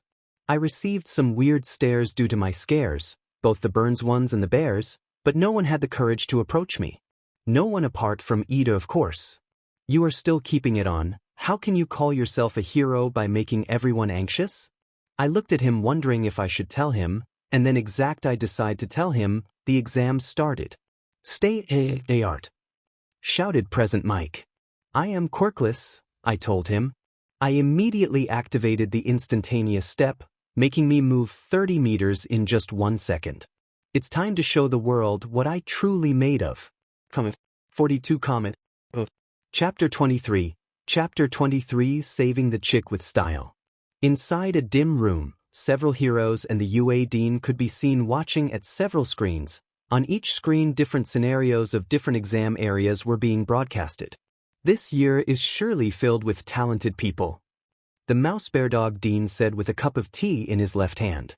The contestants use weak quirks efficiently or have strong enough quirks to not care about precision. Vlad King said with a smile. Inside the room, apart from these two other UA staff members, were looking at the entrance exam, and between them, a buffy blonde hero was too distracted to hear what they were saying. His eyes fully focused on one beast with green hairs simply trashing robots around. Did he lie to me? Was he not quirkless? How can he be so strong? Would I have made a better decision if I gave it to him? What's gotten into you? Aizawa asked after touching All Might's shoulder. All Might didn't answer, but by looking at where his eyes were pointing, Aizawa saw he was seeing and was surprised to see a kid at least expert level in martial arts only using his hands to fight against the robots. Who is that kid? That is my protege. A feminine voice said from behind everyone, followed by the sliding door closing behind her. Your protege? This is new. What's his quirk? Before Mirko could answer, Nizu had already pulled up Izuku's medical record and application letter. He is quirkless. The room feels silent at the revelation. All Might's face darkened at the possibility of him returning, but eliminated the thoughts, thinking he was already gone for good. That's impossible. How can a quirkless kid be this strong? Vlad King almost shouted, trying to sound the least unrespectful as possible. Say what you want, but I have already made him go through a test to see if he had a case of late quirk bloom, but nothing, he is still quirkless. Of course, Mirko didn't say how his muscle was in a constant state of growth, of how his bones had reached a point where basically nothing could break them, how every aspect of his body and mind were growing at a monstrous rate. That was something that would remain between hero and protege. Well, we will surely have an interesting year. Nizu said, a sick smile slowly appearing on his face. I used my shoulder to take the punch of the robot and counterattack with a kick on his abandoned. The hit, thanks to both the effect of counter and avenging strike, made me able to easily pierce the armor of the robot and destroy him in one hit. More and more robots came just for me. Why were they exactly coming for me? Shout works for machines too, apparently, so under their radar, I became a being that must be defeated. But the more arrived, the stronger I got, the more hit I received, the stronger my next would be, the more I could last, the more I could destroy. During the exchange, I had taken advantage of one of the contestants' quirks, which evoked tubes of metal from the ground, to have an improvised spear, which made my attack power greater than before. Just as I was about to pierce the head of another robot, the earth began to rumble, and a shout could be heard everywhere inside the exam area. The 0 pointer has been released. Aware of the blood, I take quick care of the robot by crushing its head and looking around to find Uraraka. And similar to the original script here, she was under some debris. Activating instantaneous movement, I was already above her, and with one quick jab, I crushed the debris under where she was. I quickly pulled her out and used again instantaneous movement to barely evade the zero-pointer from stepping on us. I spammed the skill again and again, and when I met Ida about to escape, I appeared in front of him. Before he could talk, I threw Uraraka to him and spoke to him. Pull her to safety. I didn't wait for an answer and headed again for the zero-pointers. This will surely anger Aizawa. He might think what I am doing is stupid, but I am doing it to prove a point. When the zero-pointer radar got my location, it began moving at a surprising speed and threw a fist towards me. Using my makeshift spear, I launched myself above the ground and landed on his fist after it had stopped right before the ground. I spammed instantaneous movement, which was starting to put a serious toll on my muscles, and appeared right in front of his face. I instantly activate Rage, Tear, and Holy Strike. A demonic smile appeared on my face while a dense red and white aura, invisible to all humans, and started tearing the machine apart. Piece after piece starting from its eyes, which were made from normal glass, I started crushing circuits, pulling cables, and burning other important parts with Holy Strike. In just 10 seconds I was already fully inside the zero-pointer head. The exam had finished. Just as those words came out of Present Mic's mouth, the zero-pointer stopped moving, now standing like a statue. But just 1 second later it began falling down with me inside. I readied myself from the incoming hit, and most of the medical staff had already rushed inside the area worried about my state. But just as they had arrived at the body of the zero-pointer, a hand made quick work of its armor, creating a hole big enough to fit a body. While covered in blood, an arm in a weird shape, and the other shoulder dislocated, I got out of the zero-pointer with a smile. I had proved my point. I had shown the civilians, the heroes, and the world that Quirkless can fight back. Just as I was to continue moving, though, I was immediately stopped by a small granny shouting at me. Maybe not against old people, though. 35 comment. Chapter 24. Chapter 24 Meeting. Flashback no Jutsu. Why are you doing this? Rumi asked after giving me a bottle of water. Doing what? I asked her while getting back in its place, a broke finger with no reaction. All of this, training to your bones, fighting like your life depends on it, trying to learn everything you can. Honestly, it started as a way to survive. I was a red of this world and just wanted to be strong enough to beat the major villains in this world, but now it's different. As you know, I am Quirkless Dash. You can't exactly call yourself Quirkless anymore, but I will let it pass. I ignored her and continued. But thanks to my raising strength, people either look at me with fear or hate. But what if I get so strong that no people can hate me? So strong they can only feel fear, not only for me but for all Quirkless people?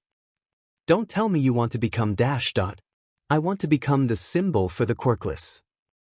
You idiot of a kid, do you even know how dangerous that was?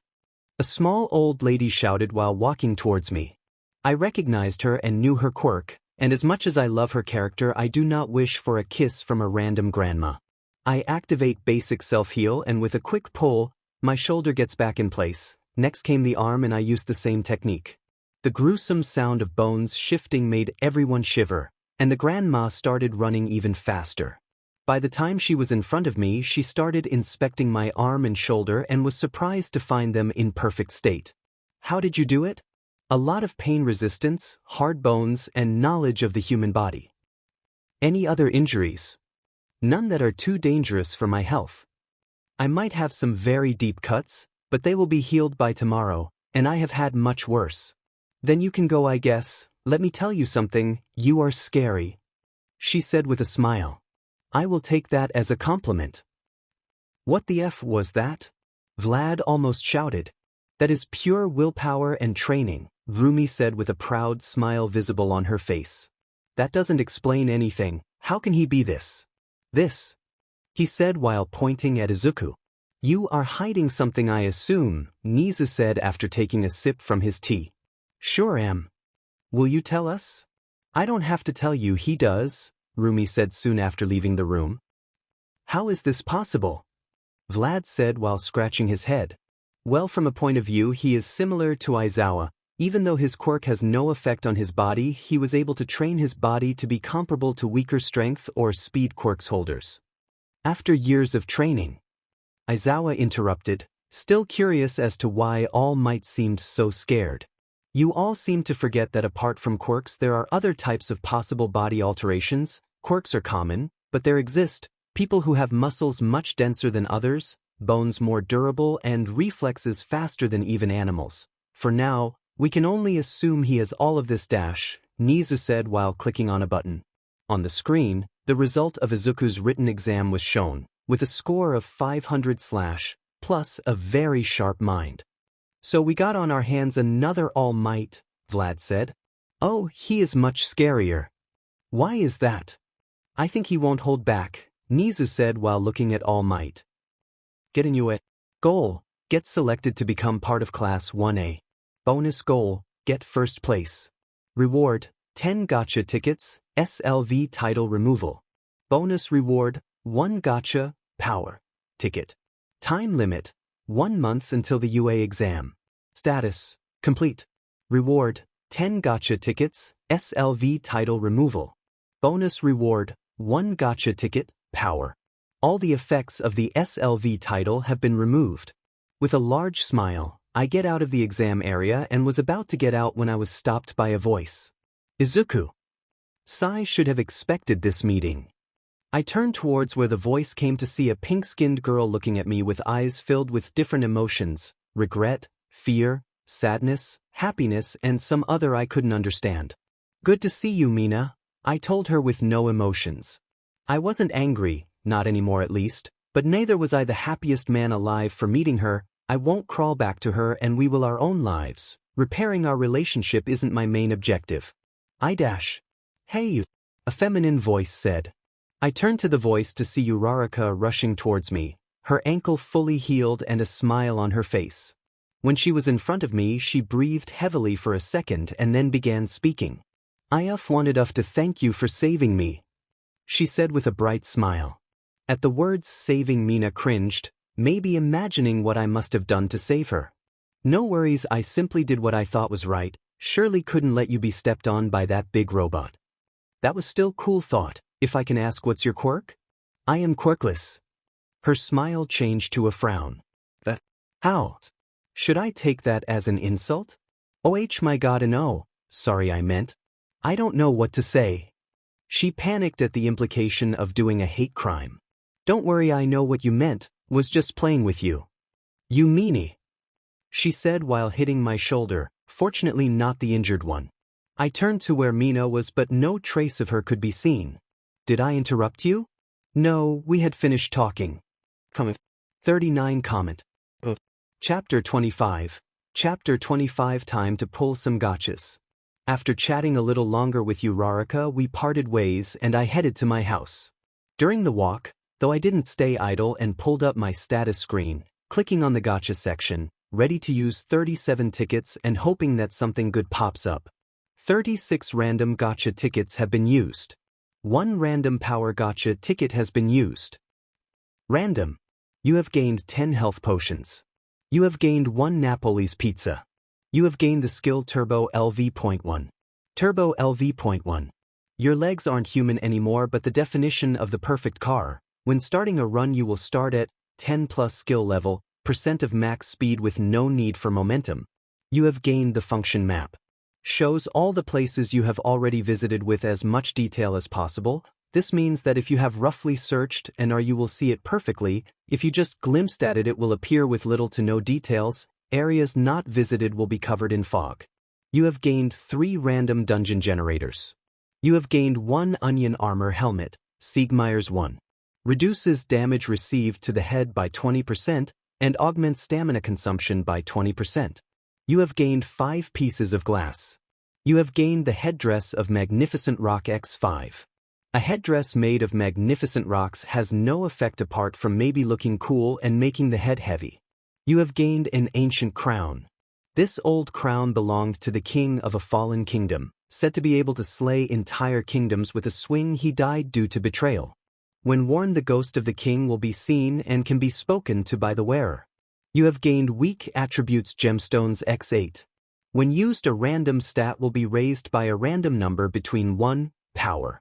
Peak human body regen L, max. Each point in endurance will give a triple boost to health regen and can heal damaged organs, organ failures, and other conditions related to internal organs. While most of these things are useful, just the attributes gemstone can be very powerful. The possibility of gaining 80 stats points is nothing to underestimate, plus the map function, the turbo skill, the dungeon generators, all of these things are us. The only incognita is the ancient crown. Who could it belong to? And demon was I lucky with the power pull. If I had pulled something like fire manipulation, I wouldn't have been able to use it without raising questions. I stored everything inside my bracelet, which is almost reaching its full capacity. Some cleanup must be done, and headed for one of the alleys. I took out one of the attribute gemstones, and a rainbow-colored gemstone appeared in my hand. The moment it touched my hand, the very simple knowledge of how to use it appeared in my mind. Just need to crush, pretty straightforward. I followed the instructions and crushed all 8 attributes. Stone, these were the result. First, +5 endurance. Second, +4 wisdom. Third, +6 intelligence. Fourth, +3 dexterity. Fifth, +8 perception. Sixth, +2 strength. Seventh, +6 strength. 8, +2 intelligence. All stats were picked by a while, and numbers by Google.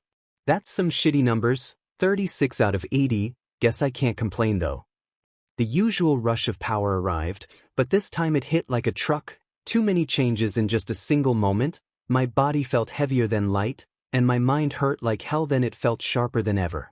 A minute later the feeling disappeared and I was back to normal, just stronger, more intelligent, and nimbler. Not being able to check any other item out here, I rushed home, and after a quick talk with my mother about how it went, and eating the pizza I had bought, I rushed into my room and took all the important items. I took out the onion helmet, and it looked like a pressed onion just like in the game, and it was very heavy, maybe around 50 kilograms, guess heavy armors aren't just for show then. I checked the map function and it worked just like the system explained. For example, my room was very detailed while UA was mostly blurred apart for the exam area. I tried the turbo skill by rushing from room end to the other. It was very cool to start running from a completely idle state. I even checked the headdress, disappointing if I can say so. They are designed like Indian ones and are made of glass. Call if magnificent rock. Last but not least, the turn of the ancient crown. I took it out and the rustiest European-styled crown I had ever seen appeared in my mind. In the middle of the crown, holes where some sorts of gems are supposed to be inserted could be seen, but apart from this, no more details could be seen, too rusted to still be standing. I hesitantly put it in my head and the first thing I heard is a scream that almost made my ears bleed. Next thing I saw was a transparent man wearing a long coat with heavy European-styled armor, a very cool sword on his side, golden hair, beard, and eyes, just looking at me. "So you are the one that found my crown," he said with a distorted voice that made it impossible to understand. "What?" He stayed silent for a second or two and then began speaking again. "Been a while since I talked to Living Being," I said, "so you are the one who found my crown." "I am. What's your name?"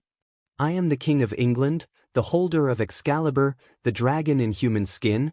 I am Arthur Uther Pendragon. I already know your name and my situation. I knew of other dimensions, but a whole new universe is truly a fascinating concept." "What do you mean?" "From the information I received when I came in contact with you, this universe is different from mine. Here mages do not exist and powers come from something called quirks, being someone's social status on something that is not controllable by them. What has the world fallen to?" he said while shaking his head. "Mages? Did Hogwarts exist in your world? You know it?" Color me surprised. Yes, it did. Unfortunately, I wasn't able to fully see its growth due to. He didn't continue. A flash of anger in his eyes could be seen. "Your betrayal, I won't ask further. You can talk if you want, but I am not here to question you. I was just curious who this powerful king could be." "No worries, kid, but now that you have my crown, I guess you qualify to become the next king of England." "The what?" I asked, my eyes bulging at the statement. King of England, you got my crown, it doesn't matter how you have it, that places you as the closet being to becoming the true King of England in my home universe. Shouldn't I? I don't know pass a king test. You already did. If the crown deemed you unworthy we wouldn't have been able to talk, you would have seen me but not heard me. A hero becoming King of England, what's next? I become the next Hokage?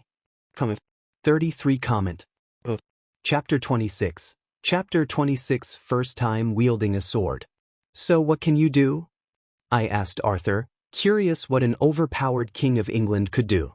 Glad you asked. Apart from being an emissar tactician, an emissar in leadership, I have almost reached the peak of swordsmanship, and even though I am not at Merlin's level, in this story Merlin is stronger than those that created Hogwarts, because FANGS, and it makes sense, I have my experience with my universe magic. Do I have the talent for magic?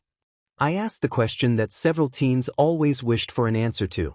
Well, from what I know you can gain something skills that represent your knowledge, and based on those skills you can unlock classes, which are your main route of power, so if I can give you enough magical knowledge that places you at the level of a magician you could gain a class for it and become one, otherwise it would be nearly impossible for you to learn due to the different constitution between our universes.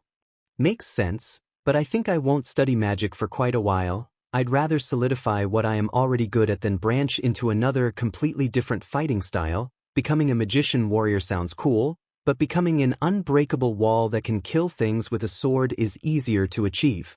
Good decision. I can't decide for you, but I can assure you that is the best decision. Do you have somewhere we can train without either being seen or interrupted?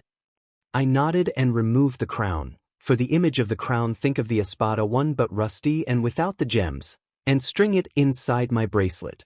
I decide to wear my everyday training clothing while messaging Rumi that I won't be coming today, deciding to take today as a rest day. I kissed my mother goodbye and started running towards my usual spot in the forest. When my agility reached 10 I had an average speed of 5 meters per second, but due to it being 50 points higher I have an average speed of 30 meters per second. Usain Bolt had an average of 10.44 meters per second, which means I am 3 times faster than the previous golden medal holder in my world. To that you need to add the effect of my running skill, which is currently a max level. So it boosts my speed by 100% and lowers my stamina consumption by 99.9%, can't be 100 or would break reality. Meaning that my current speed while running is 60 meters per second. If I activate rage it goes even higher. I am slowly becoming a broken character. Good. It took me 1 minute to reach the area, no changes in my breath, and not needing to take a break I took out the crown and started talking again with Arthur. Took less than expected, he said while looking around. Reminds me of the hill where I played as a kid with. The phrase remained unfinished. Take out a training sword and show me what you can do. I did as he said and took out my rock sword which now weighed almost nothing to me. I began showing off the swordsmanship I had learned from fighting against a tree, no finesse or that type of bullshit. I hit to maim or kill, aiming at weak spots and joints is the main point of it, more reading on instincts than anything else. By the time I had finished the tree fell, my swordsmanship finally being high enough that the rock sword can be considered a normal sword, not a very sharp one though. To my surprise I also gained a point in lucky. That was terrific, not in a bad way. Swordsmanship has always varied from person to person. There are those who rely on speed or dexterity and those who rely on strength and endurance, but yours seems to really on experience, strength, endurance, speed, and instinct. Your movements seemingly the ones of a ravenous beast ready to feast on his enemies, and I have the swordsmanship right for you. With a swipe of his hand an ethereal book appeared in his hand. It flew towards my face and the words, "Beast among humans."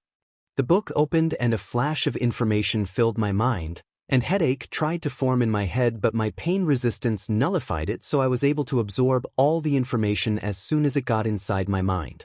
Thanks to the exposure to a swordsmanship manual, the Sword Mastery LV.60 skill has changed to the skill, Beast Among Humans LV.60. Due to the new skill, the class Warrior changed to Beast Warrior, highly recommended to buy this class. Beast Among Humans LV.60. Your sword is your fangs, your body is filled with hidden power that rivals those of beasts, ready to tear enemies apart and slice their heads off. You are no human with a sword in hand, you are a beast ready to feast while holding a sword. Attack power, attack speed, reaction time, accuracy, flexibility, sword sharpness, and sense will be boosted by 20 plus skill level. I closed my eyes, and a minute later I reopened them. A sharpness not present before could be felt in them. With one quick step and a swing of my sword, a deep cut on a tree appeared. Something that would have required me 3 or 4 slashes previously now was done in just as the sword had passed the tree. I twist my body, kicking the tree with enough strength to make it fall to the ground. A big smile from on my face at the show of strength.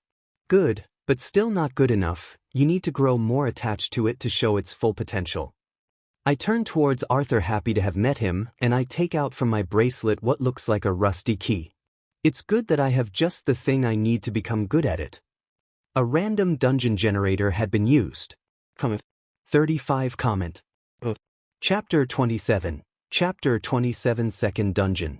The dungeon, Wolf Nightmare, has been generated. The quest, Wolves Mortal Enemy, has been generated. Wolves Mortal Enemy.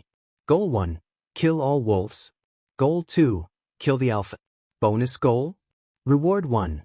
X 10 random tickets, X 5 weak attributes gemstones.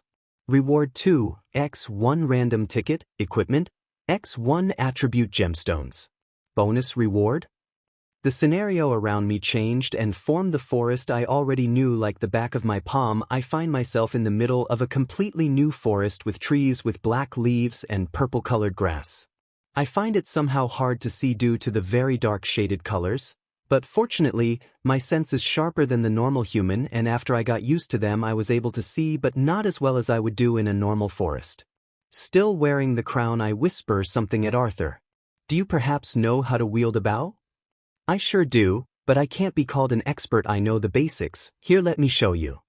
And just like the sword manual, a set of information filled my mind. You have gained the skill Bow Mastery LV.10. Why fight in melee when you shoot arrows to the knees? Boosts precision, drawing speed, piercing power, and impact strength by skill level %. Can you give me other skills? No, you were able to absorb these for specific reasons, the sword manual because you already had sword experience, and this because they were the basics. All my other knowledge is far too advanced for you, but I can still teach the normal way, so don't worry. I nod and take out the self-bow and some arrows that I specifically asked Mirko to give me. She had questions that I was to evade, fortunately. I play around with it for a while to test it out and then start searching for some tracks. Not seeing too well, I use sense acuity to make my nose and then my ears sharper. I catch the sound of a stick snapping, so I start heading towards it. Using my sneak LV Max, I can easily move around without making any type of sound, but I didn't count one thing.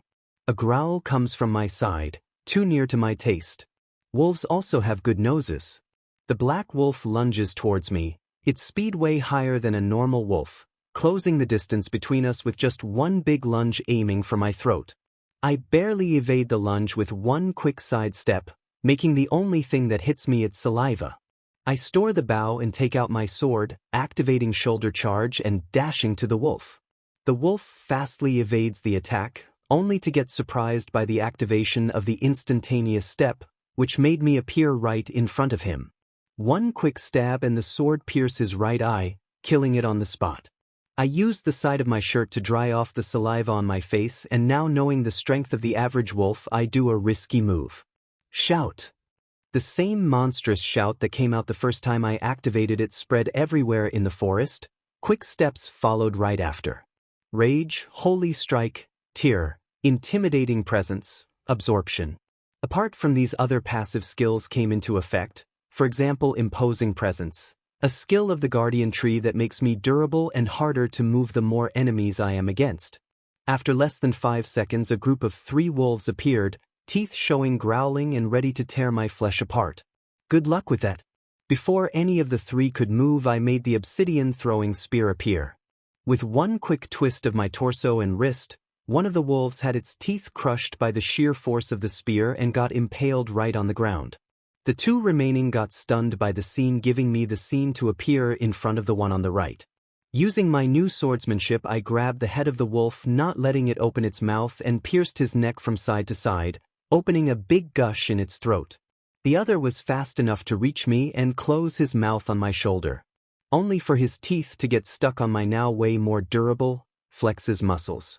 I grabbed him by his head and with one quick pull, I crashed him against the ground.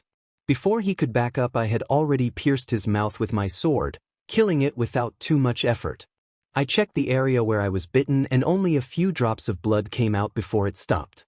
Guess this is peak human regeneration for you. Just to be sure though, I also activate basic self-heal, even more boosting my regen. More and more steps started approaching, one of them being heavier than the others. I got back my throwing spear and readied myself for the incoming horde. I might not look like a hero, I might not be as strong as an actual hero, but I won't go down with one hell of a fight. Unnoticed to me, a floating Arthur is looking at me with a big smile on his face, proud of the way I am standing unquivering in front of such a horde of enemies. Show me the first steps of the new King of England, or of something even bigger. 13 comment. Chapter 28. Chapter 28. A beast against bigger beast. I am covered in blood, either mine or wolf's ones. I have been fighting for I don't know how long, ripping wolves apart, slicing their head off, legs and throats, sometimes even simply headbutting them to death. I am using every single skill I have to win this fight.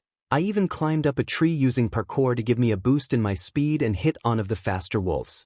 I am only standing thanks to sheer willpower, the rock steady being at max level, and a lot of pain resistance. The sword in my hand is starting to feel heavy, my body is begging for rest, my eyes are covered in blood hoping to close any moment. My head hurts for the constant use of skills, rage, holy strike, and all the others.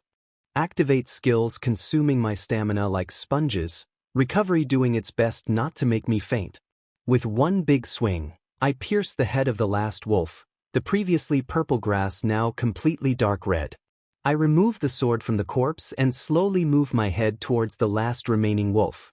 As tall as a room, his pelt as dark as a starless night, his teeth white like snow, eyes red like blood, standing there, menacingly. As soon as he took a step towards me, I popped out a health potion, threw it inside my mouth and started chewing. Did it hurt? Yes, it did. Did it save time? A lot. Will it be a problem for the incoming fight? After crushing the glass bottle with my hard teeth, also counts as bones, I pulverized it and the wounds created inside my mouth regenerated in less than a second thanks to the health potion, the basic self-heal still, and the peak human body regeneration. In just 5 seconds I was back in top shape, just in time to evade the wolf claws aiming for my head. While evading the hit, I swung my sword aiming for the stomach of the wolf. Right in front of me, inside of the stone sword that I had been using until now, a handle with half of a blade could be seen, the other half being on the ground. I didn't have the time to mourn. The wolf lunged again towards me, now aiming for my legs. I reacted fast. I picked up the broken part on the ground and used it as a throwing knife, hitting the right front leg of the leg, making it stumble and change trajectory. He fell on his stomach, giving me chance to get on top of him. UAF hard skin, but are your eyes like that too? Like a frenzied beast, I started piercing the eyes of the wolf with the broken sword, my hands hurting like never before, while my body was used as a rag doll by the beast, trying to make me fall from its back, but thanks to tear my hands became like a bear trap on a human leg. The wolf slowly started losing more and more power, each strike becoming less painful. By the time it lost its strength on its legs, I had already pierced his eyes at least 100 times. I didn't stop until I felt satisfied, scared that if I stopped and left his back he could simply attack again. A beast is scarier when at death's door than when at full capacity. After a minute of constant stabbing, I released the broken sword and got off the wolf's back, waiting for my body to be able to move again. That surely was a show, Arthur said while getting down from the fake throne he had created above my head. Yeah, kinda fun, not gonna lie. Would have surely died if I didn't get that sword manual from you. Now I am sure that I did a great job by giving you that book. You two are a perfect match. Just before I could answer, a notification appeared in front of me. The Father of Wolves has summoned you for a meeting. Everything around me turned dark. It already was dark, but I could see trees. Now I am in a world of pure darkness, no light, objects, or entities can be seen. The only things in this world are me and me. I wouldn't be so sure about that statement. Thousands of voices mixed in one said from behind me. My head turned as fast as an arrow, by the body followed right behind. In front of me above thousands of corpses lays the darkest wolf I had ever seen. If the one before represented night, this thing is void, its body being almost electrical but still filled with power, big as a building, teeth big as my arms, and claws long like my legs. Mythologically correct, no bullshit of being muscular, and that dude was 24/7 hungry. Fenrir. Quite observant. Why am I here? You killed my son. Don't worry, it was one of many, and if he died, it's his fault for being weak, but you. Have ever seen a movie where there is a cut and the scene just changes? This is what happened. Fenrir was above the corpses and then he was right behind me, his mouth too near to my comfort. You showed something I didn't see in a human in quite a while, rage, savageness, finesse in brutality. You showed me the way of a true berserker, and for doing something like this, I think you deserve a reward. Before I could say anything, he moved his hand towards the lower right side of my stomach. A burning sensation spread, pain like anything I ever felt made me go numb. I wanted to scream but no voice came out. I wanted to run but I couldn't move. I wanted to fight but all my strength had disappeared. But just like it came, the pain disappeared in a second, and where Fenrir had touched me a single runish symbol could be seen. By coming in contact with the Father of Wolves rune, your Beast Warrior class has evolved even further, becoming Runic Warrior. Thanks to the effect of the rune, the class has been automated and unlocked. Due to the effect of the rune, the skills Wolf Ma LV.1, Dark Vision LV.1, and Wolf's Nose LV.1 have been unlocked. Now we will have to depart. As much as I would like to give you more, it would attract too much attention. So go, show the world what a true warrior can do. And just as he finished speaking, the world of darkness crumbled, bringing me back to the forest filled with wolves' corpses, Arthur standing there with worry written all over his face. What the F just happened? I think I just met God and said my breathes in the meanwhile. New skills. Wolf Ma LV.1. Your mouth as a human is unworthy of being compared to a wolf one, but it can grow up to become one. Rises mouth strength, teeth sharpness, and piercing power by skill level, %. Dark Vision LV.1. A wolf is a hunter of the night, but how can you see in the night as a human? Change your eyes, easy as that, no actual change will happen. Can see in pure darkness unless special, radius of the skill is, skill level, meters. Wolf's Nose LV.1. If your eyes or ears can't help you, your nose will boost perception enchantment by reading your olfactory department by skill level, %. Skills level up. Auxiliary. Observe LV.50, drawing LV.20, running LV.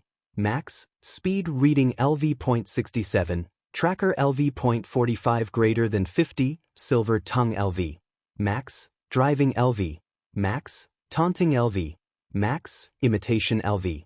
Max, mathematics LV.65, science LV.70, chemistry LV.45, medicine LV.64, new. Sneak LV. Max, parkour LV. Max, sense acuity LV.68 greater than 70, cooking L.V40, new.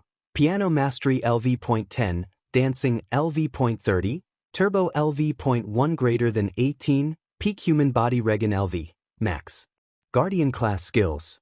Hard bones LV.90 greater than 95, stomp LV.66 greater than 70, rock steady LV, max. Recovery LV, max. Shout LV.10 greater than 12, shoulder dash LV.54 greater than 60, basic self-heal LV.70 greater than 80, bash LV.33, holy strike LV.45 greater than 54, hard skin LV.45 greater than 63, imposing presence LV.40 greater than 50. Martial artist class skills. Martial arts LV.50 greater than 57. Instantaneous movement LV.30 greater than 34. Avenger class skills. Avenging strike LV.76 greater than 89. Back from the dead LV.21 greater than 35. Sweet damage LV.40 greater than 46.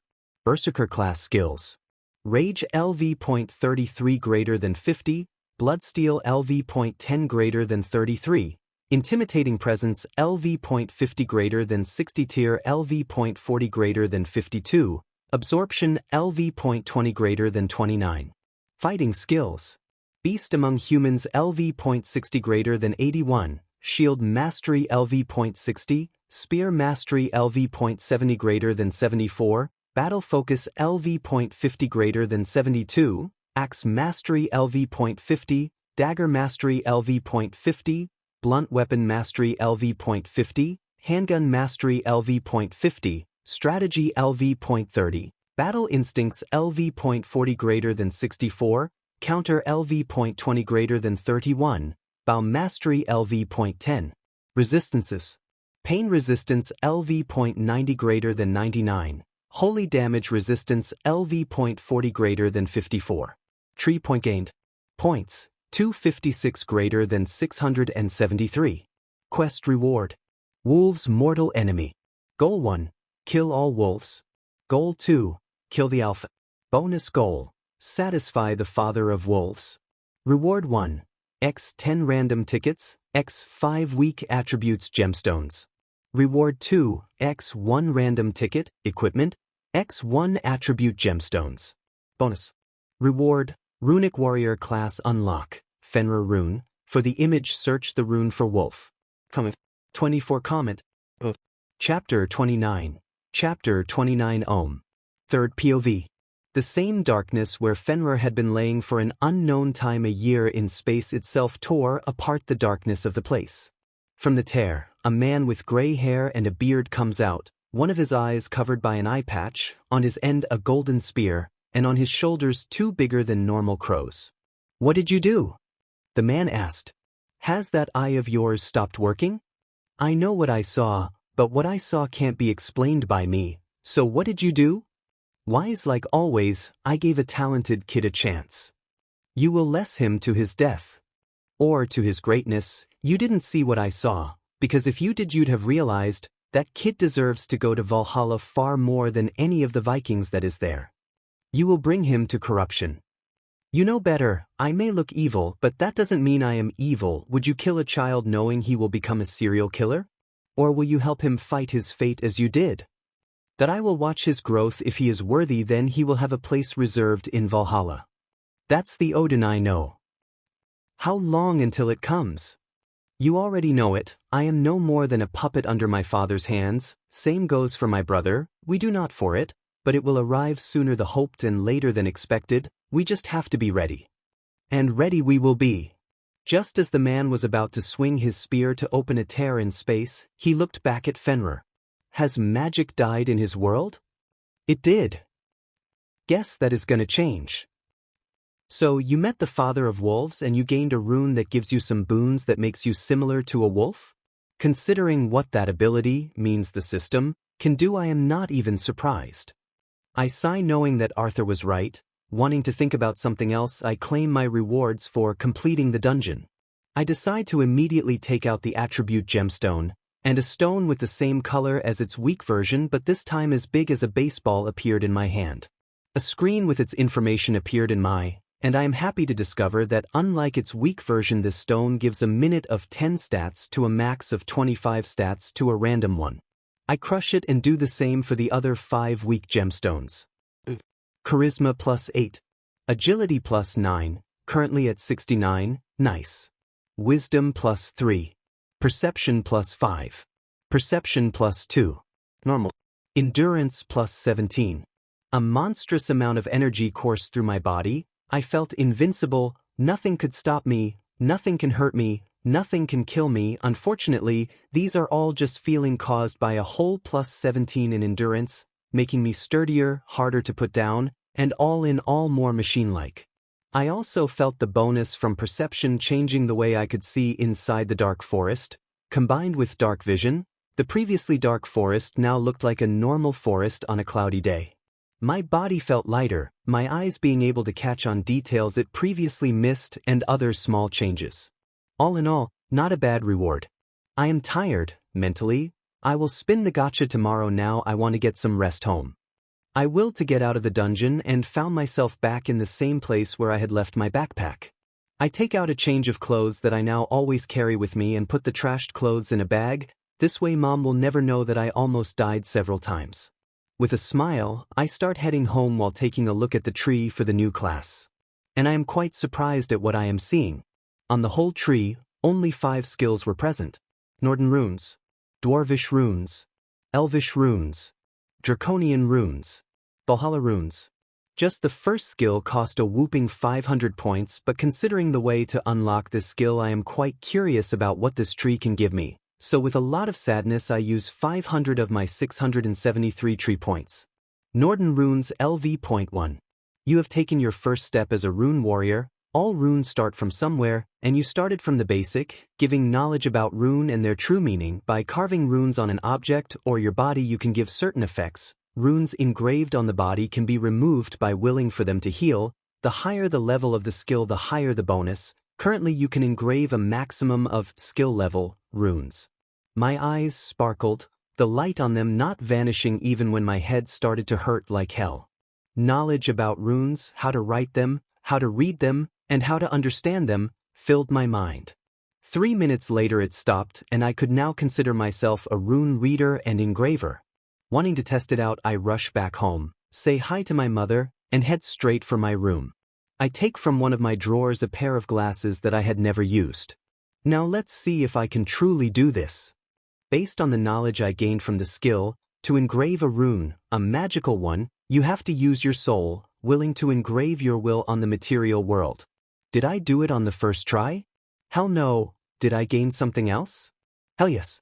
Trying to discover what my soul was, Arthur also not knowing how to help me, I started meditating, hoping that it could help since in most books mediating is either related to the mind or the soul. After less than 1 minute I was able to clear my mind thanks to my willpower and enter a serene state. None of my senses was receiving any input, none of my usual random thoughts popped out, and no random twitch caused me to break this state. My body is in a state of hibernation, with no emotions, senses, or even thoughts. After an unknown time I opened my eyes and found out it was already night. I started meditating at around 5:30 p.m., and after checking my phone I discovered the time was midnight. I meditate for almost 7 hours, DM. I checked the notification I had ignored until now and was surprised by what I saw. You have created the skill, Meditation LV.1. Due to the presence of the martial artist class, the skill has evolved to True Meditation LV.1 by using 50 tree points. True Meditation LV.12. As clear as water, as calm as a lake, as durable as a rock, meditation is the training for what the body can't do, while meditating willpower will have a chance of skill level, or raising by 1 point every hour. Every 10 levels the mastery over your willpower will increase. With enough willpower and mastery over it you can not only control your body to extreme levels, you can also control your soul. Reward from meditation session. 2 points in willpower. Not what I expected, but still pretty fing up, and the only clue I have as to how I can carve runes. In the meantime thought I can train in drawing them. Maybe that artist class will become useful after all. Comment. 22 comment. Chapter 30. Chapter 30 Things I Hate. After a whole week, the first day at the UA had arrived, but this week I didn't sit idle. I used the other 2 dungeons generators, made my meditation skill reach level 30, started my training for the soul control, maxed basic self-heal, hard bones, and avenging strike, while my primary skill remained at a very annoying level. Finji, what skill am I talking about? Pain resistance. I have reached a point where even if I were to break every single bone in my body I could still move. The skill's thought doesn't nullify pain, it mutates my mind so that I can ignore it, which is better, considering pain is the first alarm that the body sends when something is wrong. All my other skills also are growing at a steady pace, with some new entries. Martial Artist. Purity of Body LV.14 Bot. A martial artist is someone who uses their body as a weapon, and a weapon can't be stopped by regular means. All types of poisons, toxins, and debuff-based attacks will have their effect lowered by skill level, percent, and endurance boosts this skill. Multi-Strike LV. 9 Bot. True martial artists are those able to hit multiple times with just one strike. When activated, the next strike will hit numerous times. The current strike, 1 plus skill level /10, only whole numbers. Fighting skills. Evasion LV.7, taught.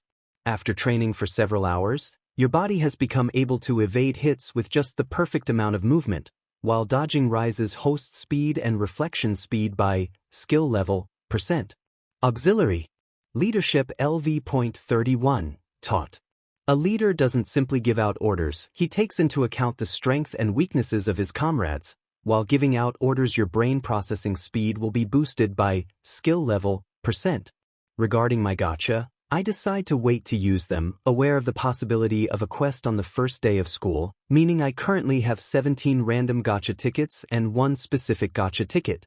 And last but not least, my stats. Considering from where I am coming, I have reached quite a scary point with just physical means. Name: Izuku Midoriyan, age 17, race human, class Guardian, Berserker, Avenger, Martial Artist, Runic Warrior. Says strength 75-85, growth x3, endurance 89-99, growth x3, dexterity 43 greater than 55, agility 69 greater than 78, growth x3, intelligence 53 greater than 55, wisdom 39-43, growth x2, willpower 42-54, plus 5, charisma 28-30, plus 5, perception 44 greater than 45. Endurance gives triple health regen. Gacha 17 plus 1 headgear equipment. I don't know for what reason, but endurance isn't going up. Even after completing a training session, no point will be added to it. If 1 point by chance goes, it will instead go to another stat. Thus it has been staying at 99 for 2 days, and I have no idea how to make it reach the 100 mark. Do I need a skill or maybe unlock something?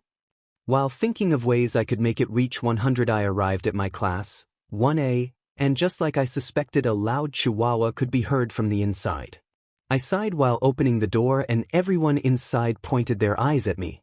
To my surprise, I arrived last, so all 19 of the well-known characters of the anime were present, each staring at me with different stares.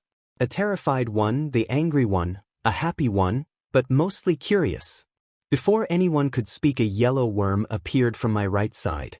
Seems like it took you less than I expected to shut up. Good, follow me to the training grounds, Aizawa said with a lazy voice. What about the entrance ceremony? Uraraka asked. There will be none, he said while hopping out of the classroom. Before going out, thought he looked at me for 5 seconds straight, looking me up and down. In his eyes both curiosity and pride could be seen. I followed close behind, Uraraka rushing to my side but not talking, scared of what Aizawa could do. All the others followed, and after 5 minutes we reached the training grounds, where Aizawa told us to change into the training clothes that had already been prepared. I took one and got inside the boot to change. I hit the rune using my boxers. Luckily the position of it is just low enough to be covered by them. Wow dude, cool scars and muscles, look manly as hell, a voice said from behind me. I turned towards the voice, and one of my favorite characters could be seen, a redhead. Check shark teeth. Check big smile. Check Kirishima Aijuru in all its rockness right in front of me, or more like below. I am way taller than the average Japanese teen, even in a world with quirks. Thanks, dude, you are shredded yourself. Thanks, what is your training regime? You must train like a madman to look like this? You have no idea, but the satisfaction you receive when you feel after becoming stronger is worth the DMN pain. The absolute truth. When the other guys saw how I talking to Kirishima without too many problems, everyone got a bit warmer and we started exchanging names, and then the scene arrived. Guys, there is a peephole to the girls' changing room. The reason the girls can't relax, said while breathing heavily. Thanks to my perception, I could feel the girls in the other room discussing this. Jiro must be using her quirk. Just before he could even move his body to reach the hole, I grabbed him by the neck. Now, let's put some ground rules. You know what happens when you gain small control over your soul? You can gain better control over AoE skills. I activated an intimidating presence and pointed it at Mineta. His body began shivering, his teeth hitting each other, his body sweating. all the signs of fear fully showing from him. There are two things that I hate, one is racism, and do you know what the other is? I asked him with a smile. He didn't answer, too scared to even breathe correctly. I said, do you know? I asked this time without a smile, staring him right into his trembling eyes, making him almost cry. Perverts? He asked. So your grape head isn't just for show, and do you know how I deal with perverts? No. Do you want to know? No. Then you better not be one, understood? I said while finally shutting off intimidating presence. He began nodding profusely, almost making his head detached from his body. I heard the girls talking, but they were whispering so I couldn't hear them perfectly, and not wanting to creep I finished changing and got out. FNG Mineta.